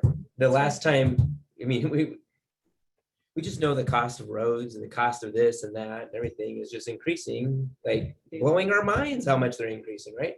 And so the last one was done a while ago. But we do need to, and I believe, get up to schematics. And I hear what you just said, and I think that's what the understanding is like, hey, we have these two paths going down, and we want to do the parks part of it, but yet we need to find out what it's going to cost to do the design and to do that, right? And so without knowing, it's just So I feel like we can kind of give direction, of course, you guys can jump all over me, but I feel like we can kind of give direction to say, let's proceed and bring this back to us. But I hope you're hearing that we're kind of wanting to slice and dice it. We're going to want a couple different options come back to us on this RFP on how we're going to proceed. Yeah, I think to me, that's the go ahead is let's make sure that the RFP allows us to pick one or the other or both of these components as we move forward. And that buys us some time. We're talking an RFP that would close out at the end of summer. The economy we're in is changing dramatically. We may know, hopefully we'll know more information, 3 months. We'll know more. I just don't know how good or bad Well, it's going to be. exactly. Yeah. We don't know, and that's the key, right? Yeah. we'll just have level grass. So I'm going to jump in here, even if I have my hand up the last 15 minutes, but boy, this is frustrating being able to come from afar. But I agree that the RFP really just gives us an idea what it's going to cost us. And then we can decide if a lot of things going on right now that make that a question mark in my mind. The inflation, materials, chain supply, all those kinds of things would get in that way. And that's hopefully what that RFP will help us to do that. And I agree that we need to look at both sides, the facility and the park side of that. I do have one question for Rochelle though. And you were saying that there is no funding requested yet, but in reality, you are requesting to have staff time spent developing the interaction between you and the RFP. How much do you think you're going to be spending, you and your staff, Rochelle, and how much will that impact other activities that we've already placed priority on your time? That's hard to guess. I mean, the RFP is created and it would take a little time to separate out those two deliverables to have it that or both. I guess conservatively speaking, maybe in 40 hours from start to finish, I suppose, once it goes out and we advertise it and we interview, and it depends, how we move it through the process. So, but yeah, it would be. Are we looking at your time or is it only your staff? I'm just trying to figure out what kind of impact that will have on your department. And I'm hoping that we'll be able to continue on with the other projects too. I mean, at this stage, it's really getting it advertised. And then once the proposals come in, we get a lot of them, but it's more work, right? We got to review those and score them. And then possibly have to do interviews. Could be counselors involved in that process too. And then ultimately drafting a recommendation to come back to council. And then there's the negotiations after that too. So it's hard to put a time on that. But a lot of the work is the RFP that Rochelle's already put together, which is pretty substantial and thorough. Okay.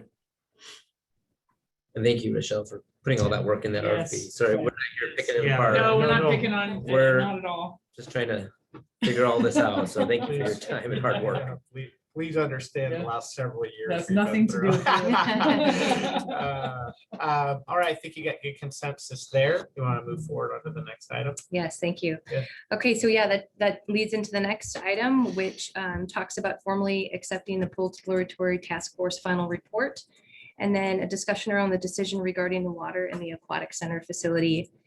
And the Council Community Campus Subcommittee, CCS, along with the Pool Exploratory Task Force, met from July through December. And they recommended a path forward. And just as a reminder, the two main highlights or the points that we took out of the final report included repairing and reopening the current closed aquatic facility as currently configured is not feasible. It would take substantial funds needed to renovate both the infrastructure and the building systems.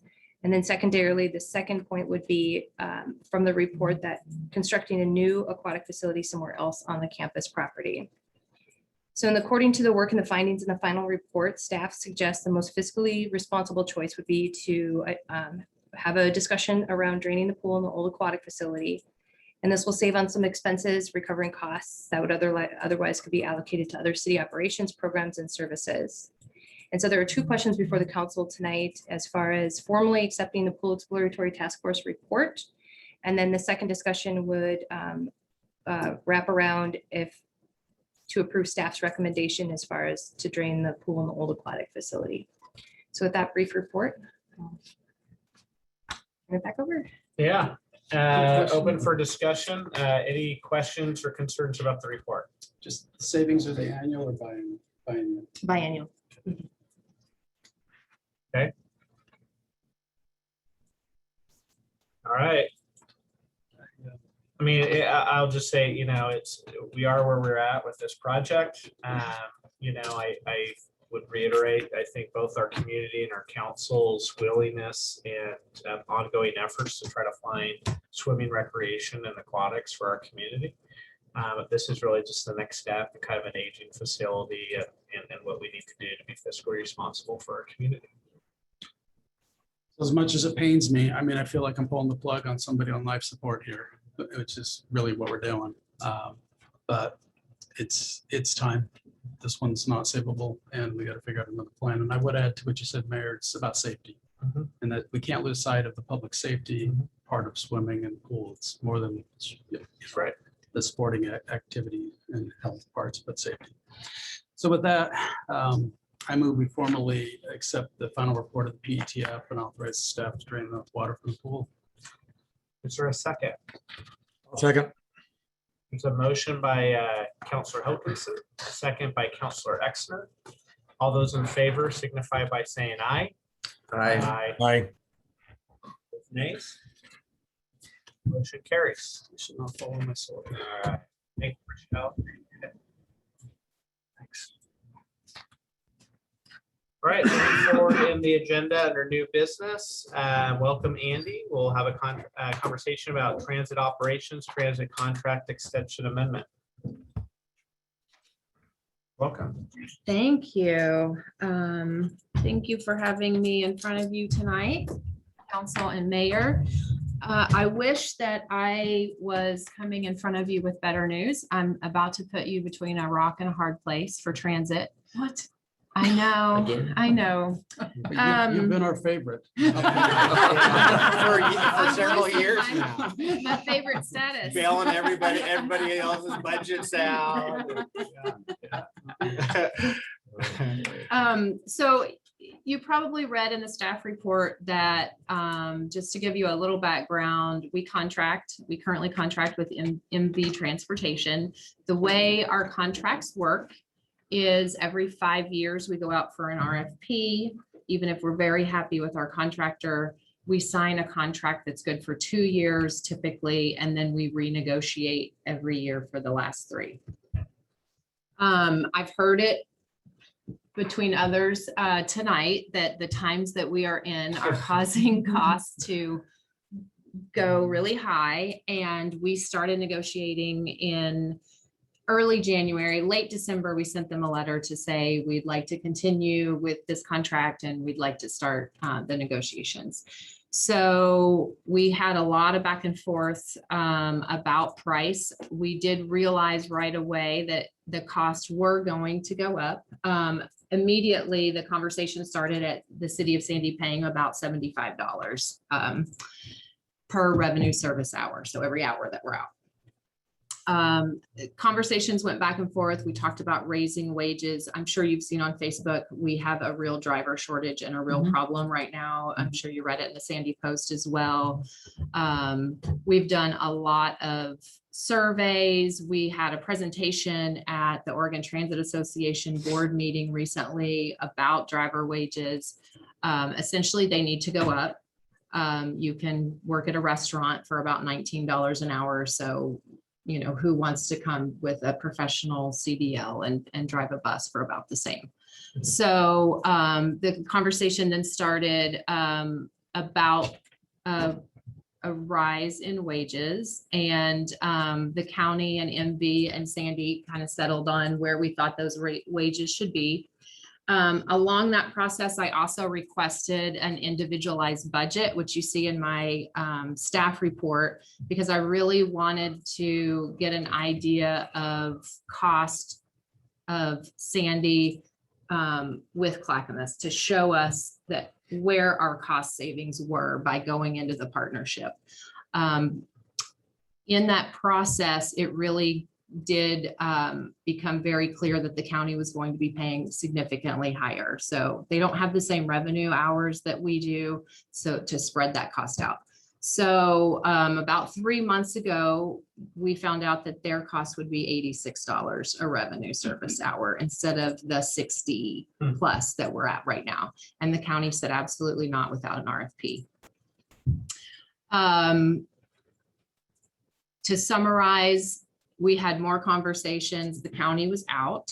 I requested a standalone rate and it came back about $84 per revenue service hour if we were to go it alone without the county.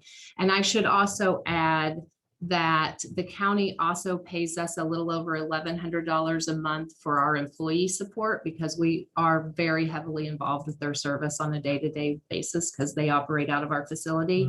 And they also pay us about $2,000 a month in rent to operate out of that facility. So there is a revenue source there above and beyond just the cost savings of sharing a contractor. So it is an important relationship to try and keep together and not, even if we went our separate ways and they remained in our building, I also would not want to see 2 contractors in our building. We don't have the space for that either. Have those decisions just been at the staff level of the county, or they made it up to the commission level? It goes before the commission. All of their decisions go before the county commission. That's our. But that's as occurred far as already. the RFP, no, that was a staff decision, but they would need to put an RFP out before moving forward. Yes. So I reached out to MV and the county, kind of got everybody back on board. What if we did an extension, not signing a 3rd-year contract at the higher rates? We can see if we can come into a room and in 2 weeks after we sign the extension, come to some sort of agreement with better costs that everyone is more happy with, or put out an RFP. I will say, right now I'm a little nervous to put out an RFP. It sounds like a good idea because you want to get that low cost.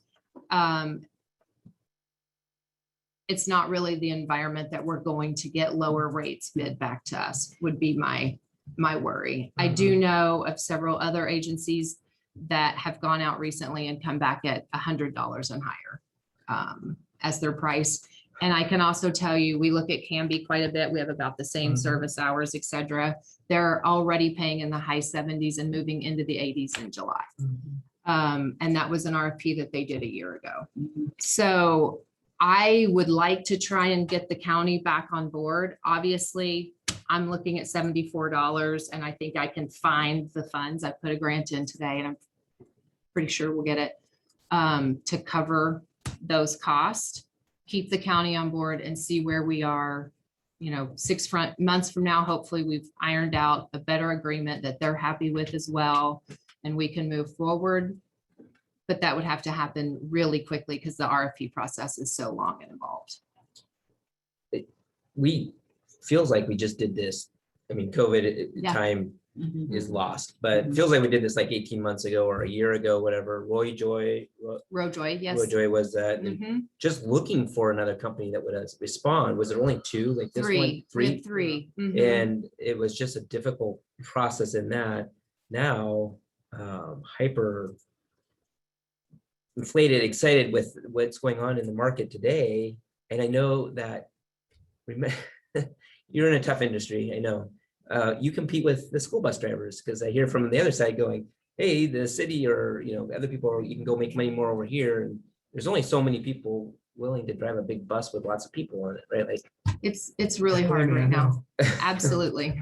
so it makes me really nervous to, like you just said there. So you're saying that you get to the $74 mark there. Would that be, do we believe that the county would be on board with the $74 mark or wanting to still go for that? Well, the county is still going to have to pay 84. Oh, and they even if have we pay the agreed 74? to do that for 6 months. Have a little bit longer of negotiations, and then they want to put out an RFP. So originally, Jordan and I had talked about putting this on the consent agenda because we sort of don't have a lot of good options. But this conversation is probably going to happen a couple of times, and I'm probably going to be coming back to you with, this is where it looks like we're headed. So I don't know if we can get to those negotiations, to be perfectly honest, because I don't know that the county will agree to 84 or 86 without an RFP. It's hard for me to fathom that they can't see what we're seeing from the last experience. Like it really?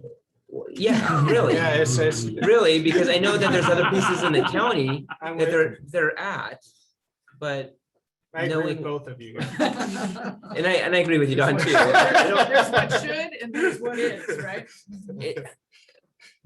It bewilders me. Because I know that they're fighting other shortages and see the same thing, but they went with us hand in hand in the last process, correct? Yes, and they would like to do that again. Right, but knowing what we went, yes, knowing that the lack of options, and sometimes you don't want to go out for an RFP because you're going to get back a way worse result for yourself in this process, because not very many people bidding and everyone bids, $100, an hour, and then you're now stuck with that, right? Like, right. Right. For whatever the topic is, like this topic is, I just. So also, just to add confusion for you, or not confusion, but just food for thought. If you look at the proposal that they gave me, part of the conversation I had with them too, because I think there are ways that we can maybe think outside the box. It didn't come across very well in this attachment, but if you look at the last page, and it looks like we have this really low variable rate. One of the things that I asked MV, and it could be an approach that we decide to take and see if we can somehow get our rates down by doing it, is that right now we just pay for every revenue hour that a bus is out. And right now we pay the same no matter what bus is out. So they did give us a lesser rate for our small vehicles that don't require a CDL. And that way it's easier to hire and recruit, and they don't have to pay the person as much. So we included that. But another option that I would like to see is, instead of paying the same rate every time I put an ad service or put a new route out, I'd like to see a base rate that is my dispatch, my maintenance coordinator, my bus washer, because I don't necessarily add those positions because I add an hour to the shopper shuttle.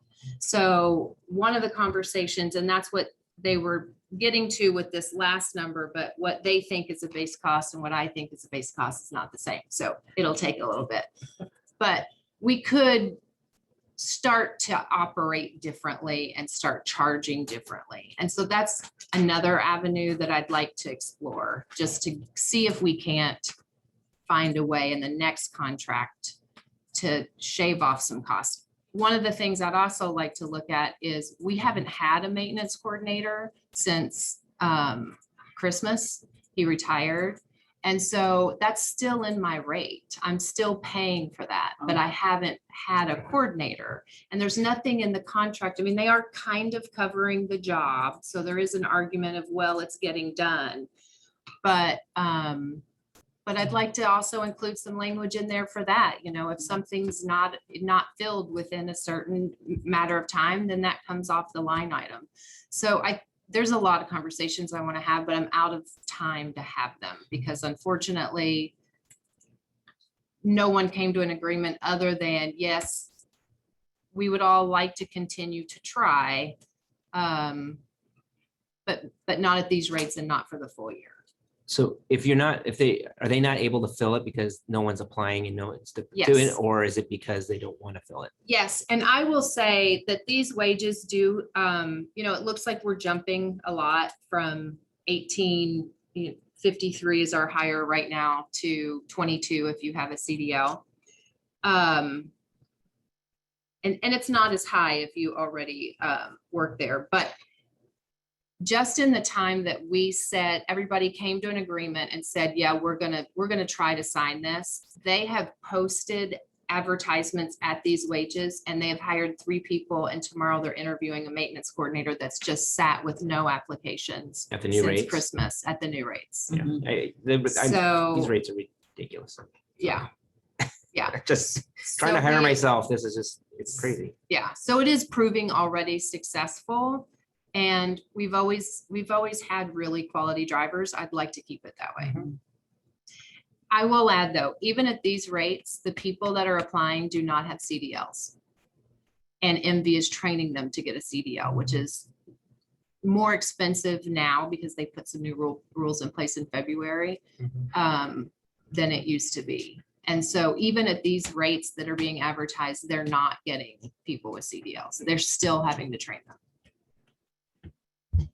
Clarify, on that last page that you were referencing, like the road supervisor wages are doubling.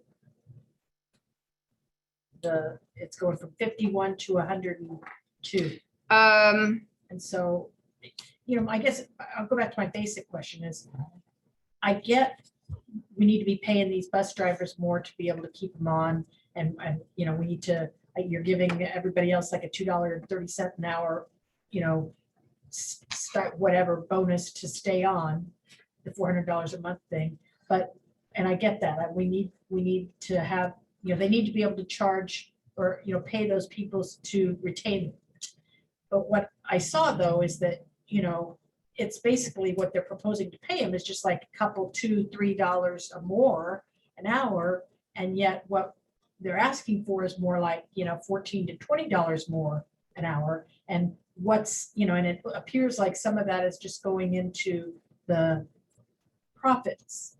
I mean, it's not the profit thing. They kind of manage to bury it in other categories under, stuff that makes them more money. So what are you looking at, Kathleen? Yeah, the last so- page on the thing that That's she where I'm at, mentioned. but I'm just So not seeing I- anything that doubles on So it. in answer to the 102, I think what you're looking at is this one was the previously proposed that we said we cannot do that. And so we were going to have 2 road supervisors. We need 2 road supervisors and we dropped one.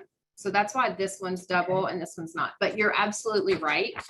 And that's what we said to them is that the increase in wages doesn't correlate to the increase in the, 23%. in the Yeah. percentage, right?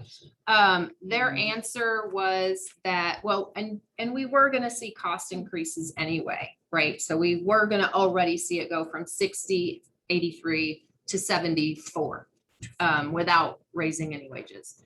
And their answer was basically that wage increases also mean that we have liability increases, payroll tax increases, workman's comp increases, and then they added recruiting and training. I mean, I completely agree. I think there's some serious fluff in here. And again, that's another reason that we said, well, let's look at a 6-month and then really go through what's in here. And my last question is, So I'm kind of trying to understand, is this all getting paid out of transit taxes? And so this has no impact on our general fund budget or anything None. like that? You're talking about going after CARES money, help backfill the gap? Yes. Yes. Welcome. Great job. So my question for you, Andy, was, I see you are they're going to go after the CARES Act money to make up the difference. How secure do you feel that you can get that? Was really good. I feel really good. I've already talked about it. I feel really good about it.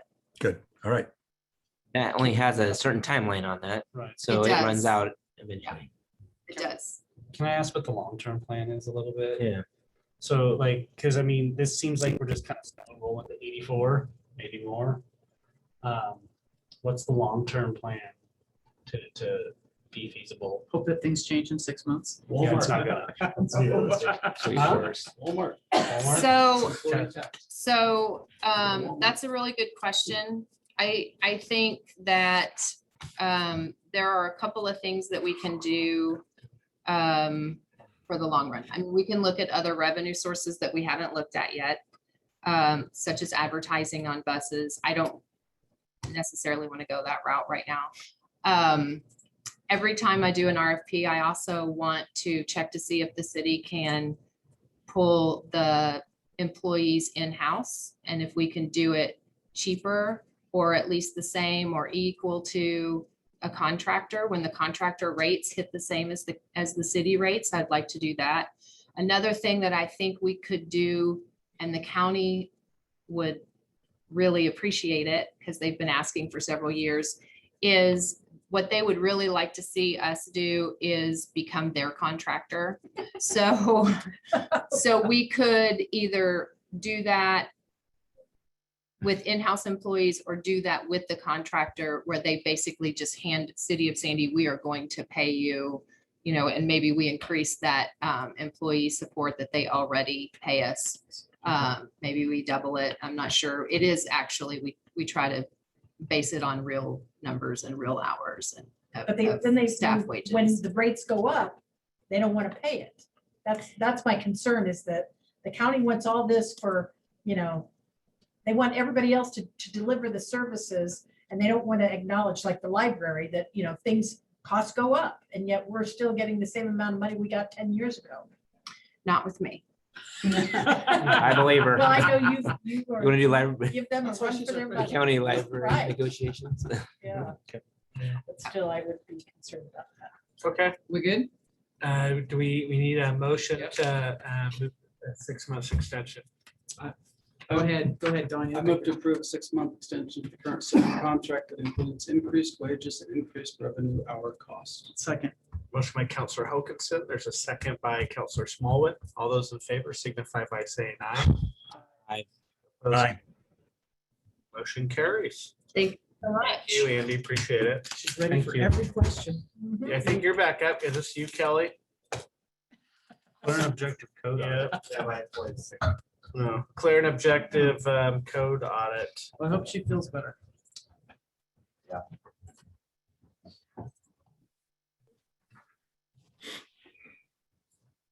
Michelle, did you stick around just to hear Andy's presentation? That's so nice of you. Co-worker support. Yeah. Yeah,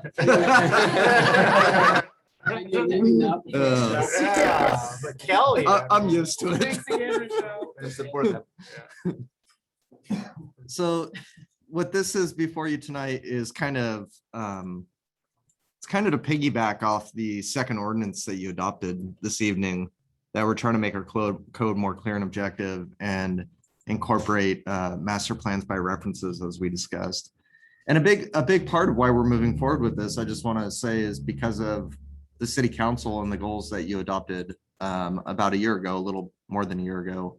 And also because of the city manager really insisting that we needed to move forward on this. So I don't want to lose sight of that. Like, I'm in total favor of moving forward with this, but I just have to be honest that the city council, the planning commission, and the city manager really did a lot in kind of making sure that we're being proactive in managing growth and pushing this along. And then, so what we did is we took that input and that goal, and we put out an RFP. And unfortunately, we only got one proposal back. However, I do think the proposal is a good one. And it's by a firm that recently merged. So historically speaking, MIG and Angelo Planning Group, APG, were two different firms. They just merged like 2 or 3 months ago. I think the merger is actually probably a good thing because they're a little bit bigger now and they've absorbed APG's staff. They don't have to put out 2 responses. Yeah, exactly.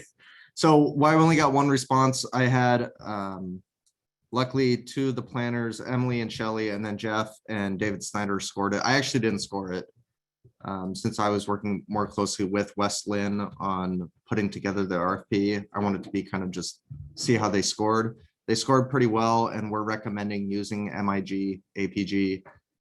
The only downside to this clear and objective audit is there's no current funding source in the budget for it. So I didn't know if Jordan wanted to explain the funding mechanism. Yeah, well, first of all, I think Kelly and his staff have done a good job of trying to do as much of this housekeeping on our development code as possible, right? We talked about this at the Planning Commission joint meeting a while back and kind of prioritized, some code changes that the Council and Planning Commission wanted us to look at. But we've had, such a busy city with all these subdivisions and major developments come in. We've continually to hear this, Kelly reminds me of this like every day, that every development that is proposed now in Sandy comes with an attorney. That wasn't the case 10 years ago or so. 3 years ago.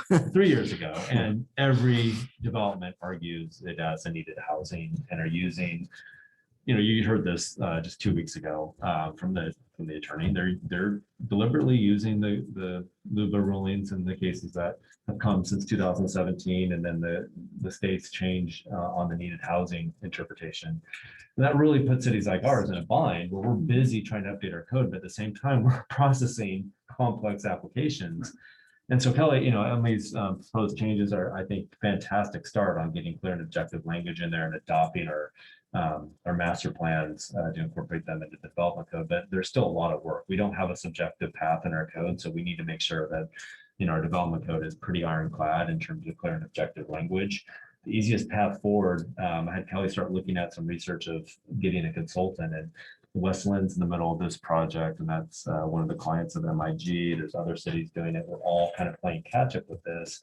And so kind of, farming this out to a planning firm to come in and do, just a complete audit of our development code, identify language that is not clear and objective. I think is the quickest path that we can do besides, really trying to continue to do the housekeeping changes as we catch things as we're processing development applications, which again, for a really busy, developing city, that's hard to do with staff time.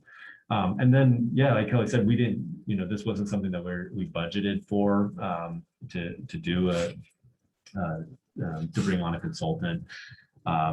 So we kind of just put our heads together, and of course we happen to have ARPA, and we do need to bring back to the council the second tranche and the commitments for that. So far, 170,000, the council committed to the covered structures grants for the general fund.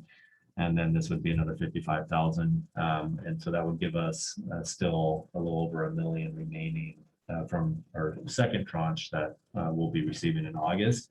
That's the easiest path. We also have general fund contingency if we want to go that route. I think I've talked with some of the counselors about sort of making an investment here to help us to have a more clear code to maybe save us time in the end as we get appeals and legal challenges and things. I don't think any of us have a problem doing this. No. And I will say, you guys are actually really ahead of the. Let's go. Yeah, you're really ahead of the curve on this. Only West Lynn and one other city has started this. So we'll be the third that I'm aware of in Clackamas County as well. That's great.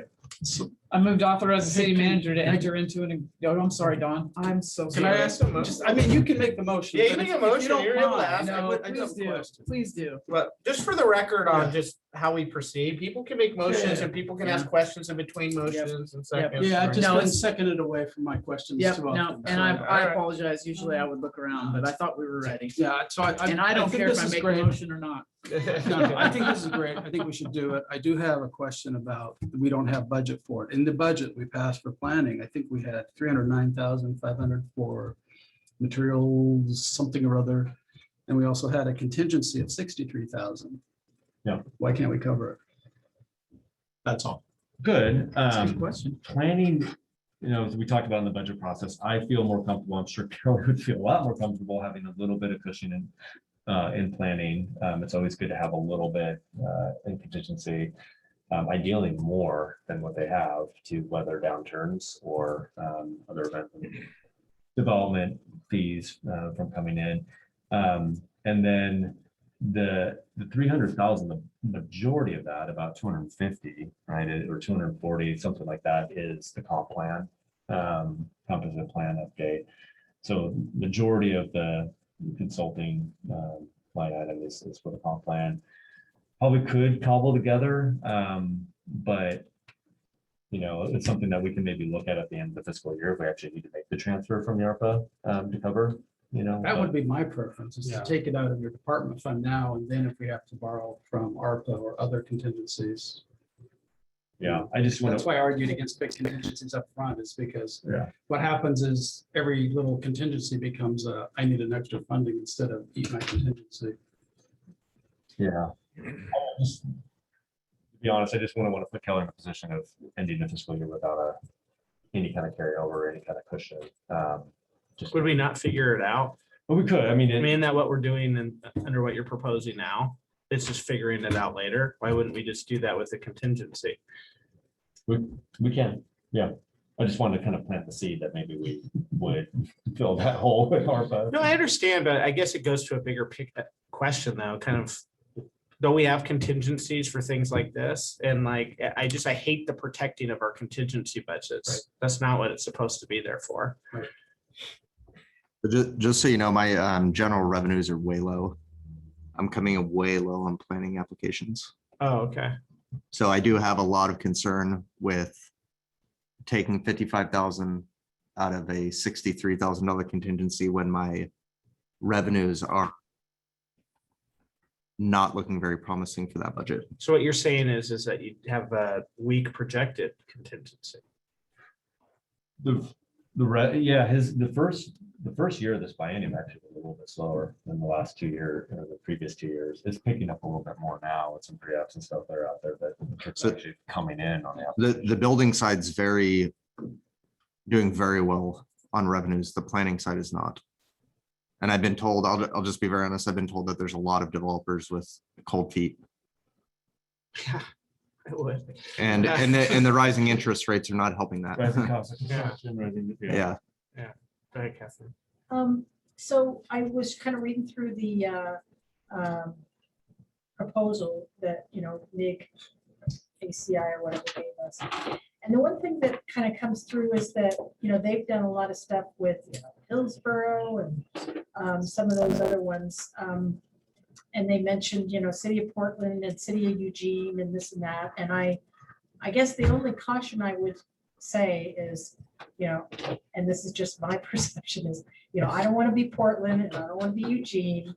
And I don't want our code be written or, clarified or whatever to kind of get us closer to those kind of policies. For me, I feel like we're trying to kind of hold the line against what's happening at the legislature. Yeah. And this is a way, and if changing some of the code language to be clear and objective, but also kind of hold the line. And again, I'm looking for a balance of, of densities here. I'm not trying to say I don't, want any growth or don't want any high density. I know we need all that. But what I'm seeing is kind of this attack on the single family residential that when I know that we've got plenty of high density, medium density, and even low density to kind of meet that need. So I'm just hoping that during this process, the protection of some of those objectives for SFR are incorporated as much as possible. No, I think it's a good point. I think there's two things. I would be looking to make changes to any of that sort of stuff through the comp plan process. This process is really only going to be looking at making the code more clear and objective to defendants at LUPA. The other thing, like I said, I think one of the reasons you don't see a lot of small town examples in here is because we're one of the first small towns in Oregon to go through this process. And the only small towns they did reference in here were Mount Angel, Stanfield, and Lapine, where I grew up. And none of those are clear and objective audits because none of those cities have done one yet, from my understanding. They may also be faced with the same development pressures. This will not be policy related stuff. This is clear and objective code language for existing code.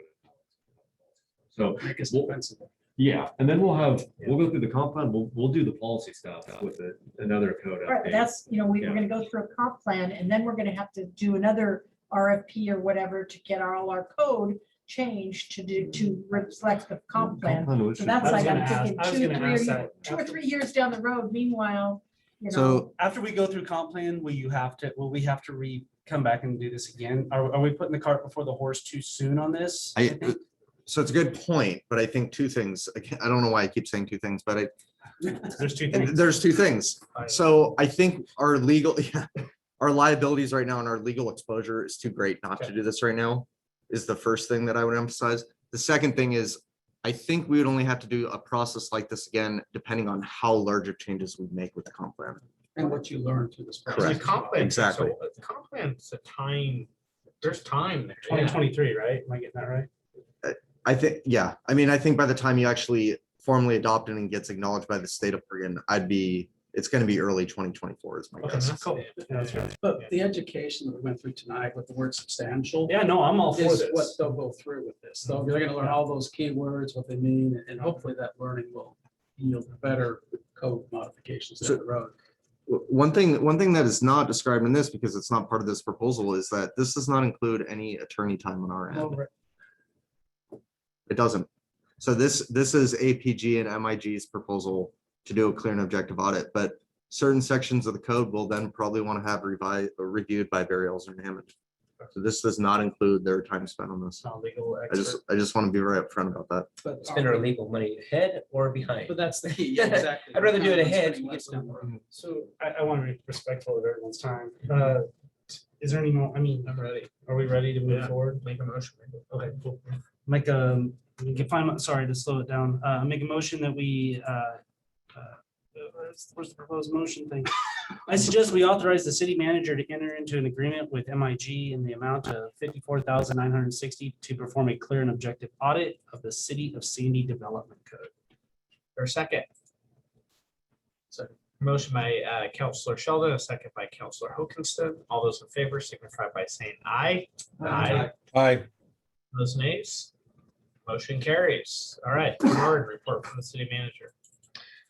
All right, brief one tonight. Since Andy's here, I did want to acknowledge some of her grant expertise with the electric bus grant and a planning grant for the expansion of the operations center. Wanted to explain just a couple things on that. First, it's fantastic that I know this is like not official yet, but our first electric bus is possibly on its way through this grant. A couple of years, of course, but that's pretty exciting. And then on the planning grant, really, this is the continuation of implementing the operations center master plan. And so the idea there is get the shovel-ready plan so that she can go out and get a grant to actually expand the operations center and kind of move out the bus drivers and stuff, and that allows Public Works to kind of expand into that space too. So it's a win for everybody down there. We're seeing more positive movement on getting positions filled, actually. So maybe this is a sign of economy or labor market, but we've been interviewing applications on our telecom worker and making offers on that position, and then our system administrator position too, getting applicants, which is great. I think you know that our police force will be fully staffed. We're moving an internal applicant over at the end of the month, so excited about that. And of course, we had the sergeant promotion tonight. And out a poll for the water briefings with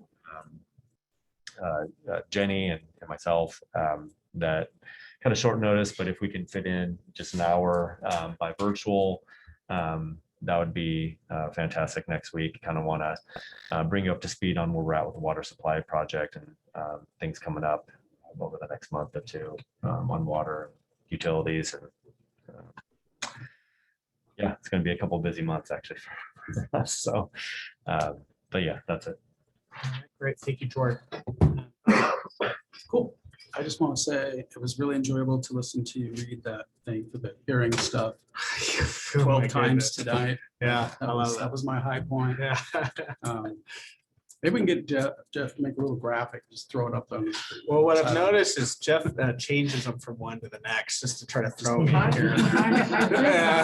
I- So I really appreciated the homeless session. I thought that was great. Thank you guys for setting it up and coordinating it. I learned a lot.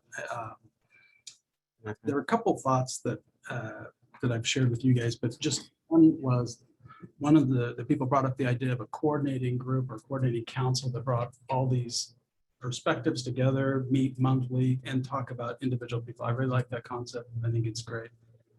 I don't think the city owns solving the homeless problem. And so I think we have to be careful about positioning ourselves in too much of a leadership role. Certainly we could facilitate or coordinate that, such a meeting together, but I think we're just one player, and I think we have to remember just one, and that's one thought on that.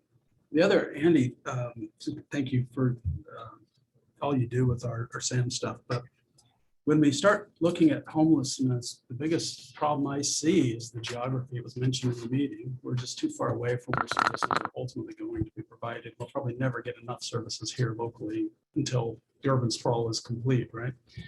So I thought, thinking that maybe we need to figure out how we get bus service to Oregon City. It's not just homeless people that need that ultimately. There's everybody from people looking for welfare and everything else. We need a nice direct route from Sandy to Oregon City. And maybe that's something we get grants for, maybe get the county to pay for. I don't know, just something I want to throw out there. No, that's it. Let's go home. Thank you. Carl. Yeah, a couple things. This has been the wettest April ever, they tell me. And I have been hearing nothing but positive statements about the effect on our Tickle Creek plant. And Jordan, is that still true? Wettest month ever? Doing great on our My knowledge, yeah, there's previous to April, we did have some issues, but yeah, this month we actually, I think we've had enough breaks in between. You know, it's a wet April, but compared to December, you know, so it's relative, right, in the winter versus spring, but at least significant differences in what we expected to see. And I'm really glad to hear that we are not in struggle with all the licenses and all those sorts of things. So good job that way. I do have a comment, and I'll pass this on to you, specifically the address. But I had a call from a person here in the city who said that she had her toilet explode on her when the contractors were working out in the street in front of her house. I don't know how that would happen, but she said it was way too close to their work. And when she came and saw the big flood across the bathroom, that it just was a mess. I don't know if we have had a chance to check into this one, but I'll pass along the address to this one. Did you say something? yes, Councilor Exner, yeah, we've been working on that. So is that a side effect? And not really. Okay. So you have had a chance to talk with that person? Okay, all right, excellent. Let's see, Proctor, I don't know, I guess I'm becoming the pothole complainer in the city here, but I noticed that there's a couple potholes downtown Sandy on Proctor that are just starting to get deeper and deeper. And I know that's ODOT's issue, but if we had a chance to contact them, we've got a process, I know, that identifies those, but it seemed like we're headed for some mud here. Are we going to be able to connect with ODOT before that gets to be a pothole that will have to drag out people with tow machines? Do you know what I'm talking about? Where the Proctor potholes are starting to show up? Yeah, I somehow nail it every time, so I know exactly what you're talking about. Good for you.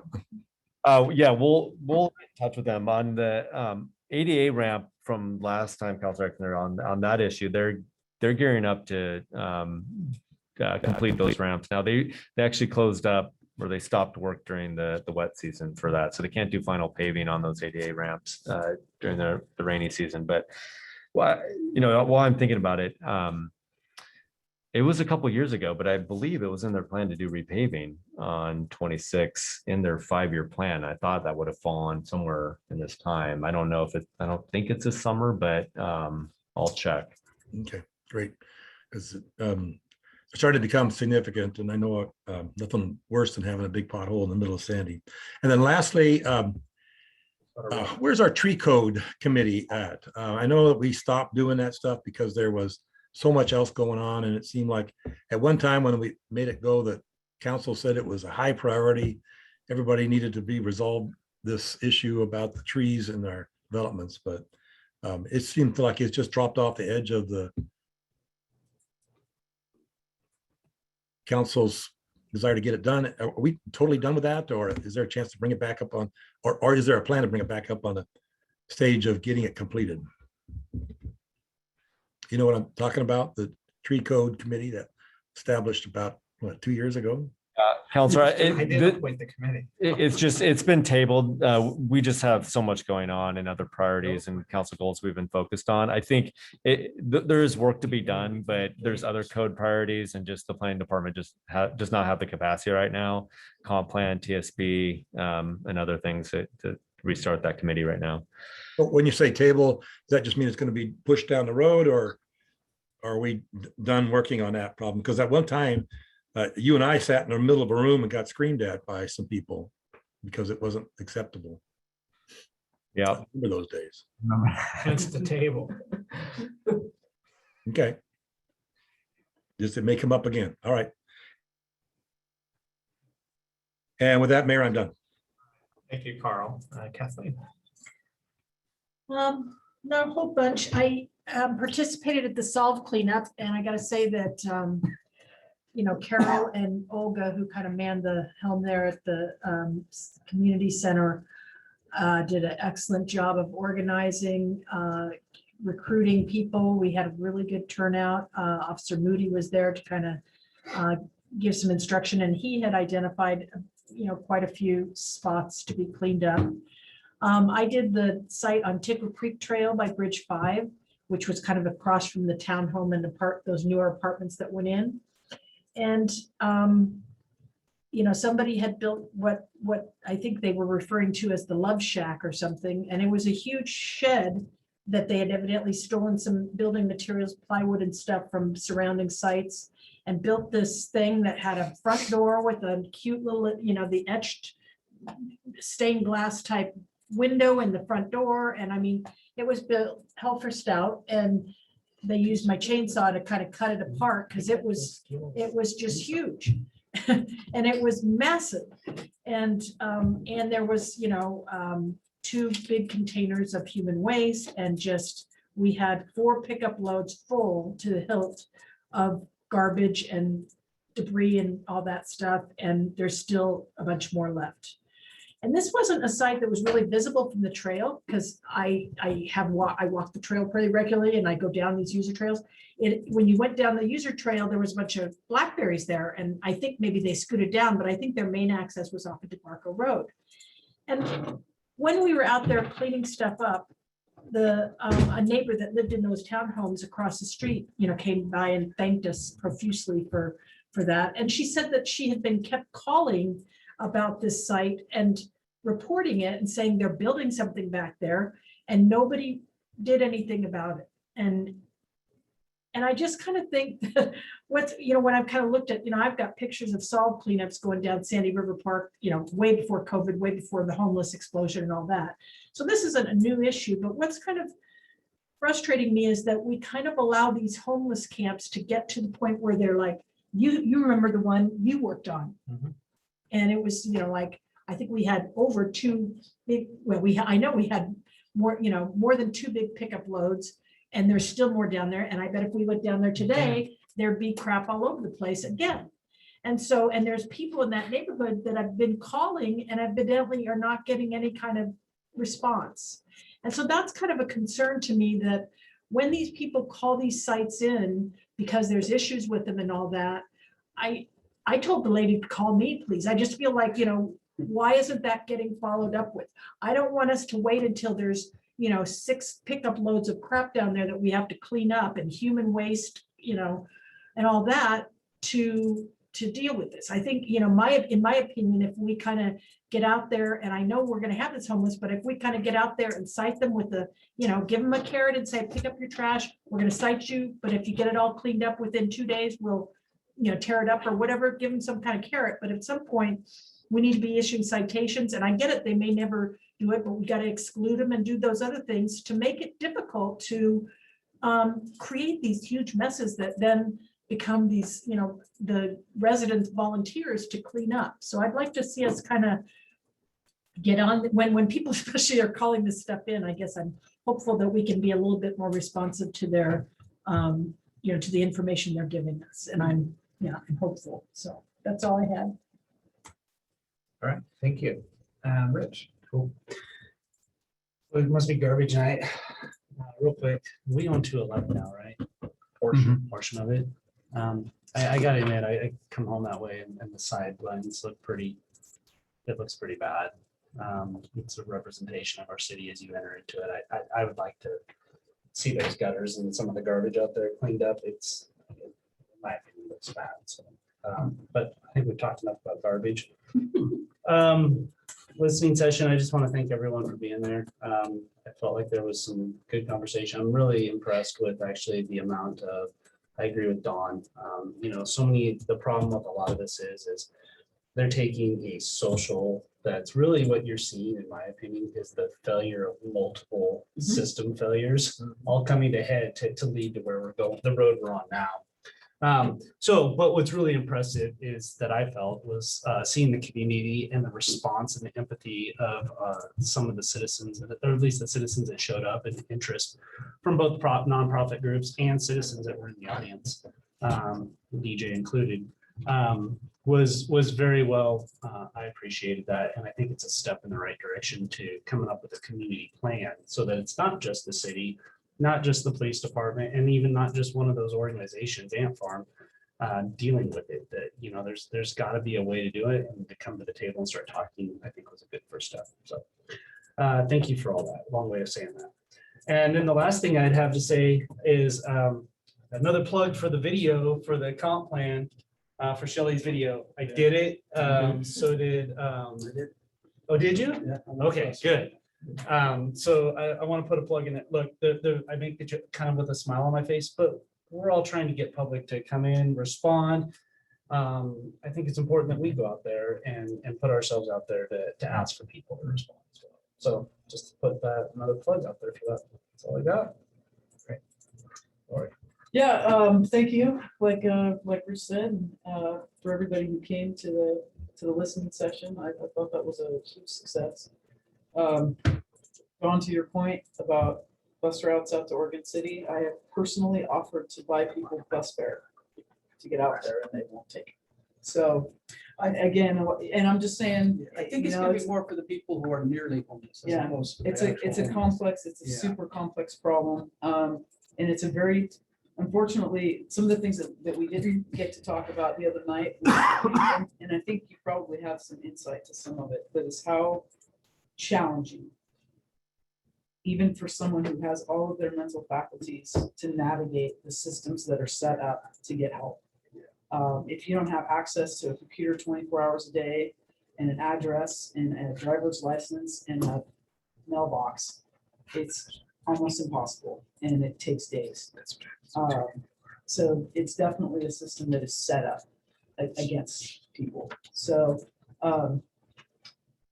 my hope in moving forward with that group, like we had discussed, was just that we have community partners and that we all work together to not solve it, because we're not going to. And I agree 100%, it's not on the city. but that we can fix some of the things that we can fix, and let's figure out what those are. So that's my hope moving forward, and that's kind of all I got. Yeah, I'll be real quick. I agree. The Thursday was quite the educational experience for me with the homeless task force, and how many groups are out there, way more than I imagined or knew about. And just collaborating together, I think I brought it up there, you know. Yeah. But anyway, thank you for doing what you guys have all done for leading the council in that area. So representing. The one thing I have, so I picked my kid up at soccer practice on Friday down there by the skate park. And I wish I took a video of it. They're trying to practice soccer on, you know, where mounds of grass this tall around. And it was like, you know, they didn't need defenders. They had the grass to be the defender, you know. I was just like, wow. What does this say to you? Like, and I say this with all respect to our parks and our crew. I don't mean it out of any disrespect at all. They work very hard in that. But it's spring. I know we had a very wet month. It's hard to mow grass in the rain. I know it's really wet because I watch my kids play soccer in the rain.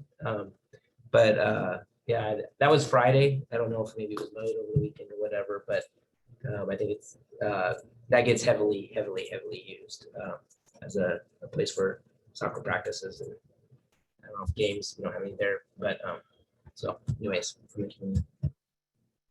Just one quick thing. So in listening to Kathleen talk about, you know, picking up garbage on the hillside and mowing, you guys, we gotta have more staff. We're taking on all these projects and we don't have enough people. And that's my concern with the community campus moving forward with some of this stuff is we already don't have enough staff to deal with a lot of the things that we have. And we have to get in a position where we can hire more people. Anyway. So just, I'm about an hour into the homeless session so far on video, so I need to finish that up and hear it all. But from what I've seen so far, it's just awesome. Outstanding community members from, you know, Helping Hands to the Ant Farm, to the Sandy Action Center, and all these groups. You're right, Donna. We shouldn't solve it, but we need to show leadership in the discussion, you know, and bringing people to the table. We have ordinance and stuff that we're looking at that can kind of create the foundation a little bit better. But thank you to our staff. I know a lot of time went into kind of getting everybody gathered and getting that set, and really appreciate it. And then the second thing would just be Solve. My daughter Lucy was able to go and participate in the Solve cleanup a little bit. And just thank you to everybody who put that on. She just had a great experience doing that. And those are great opportunities for our community. So that's all I have for my report today. Was there a hand up? Yeah. Sorry. Speaking of trash, we do, you know, we do have that community cleanup, bulky waste day for Waste Connections or Hoodview. I think traditionally we've done it in May, probably like a spring cleanup. I'm looking at. Are they gonna go back to a one-time deal? Or? Well, that was, we had that did discuss conversation that, yeah. with them, and I think they're open to either that or the individual, and I think council wanted to go back to a bulky waste day. So I'm looking to the historians if there was a certain day or how we want it. It was in May. I believe it was in May. I just want to give people enough lead time. Yeah, exactly. It was in the spring. It was a spring cleanup type thing. It was in. I feel like it was April or May. Right, springtime. In May, but you know who you could ask. Well, I'll tell you offline who you could ask. Okay. But we're working on that, so we do want to bring that back. And I don't know if there was a preference that you guys had on Just to give people enough lead time so that they can get That's ready. the key, yeah. And do it so that it's cleaned up and gone before now. Yeah, and make sure we're not gonna have any snow where we don't have garbage service for a week, so it all just sits out on the street. Well, Yeah. There's my sarcastic. May have been there in June, but if you get too close to Mondays, I'll be confused with the couches on. Yeah. Like here, it was in May. All right, Okay, thank you. Thank you, everybody. We'll go ahead and close this council meeting.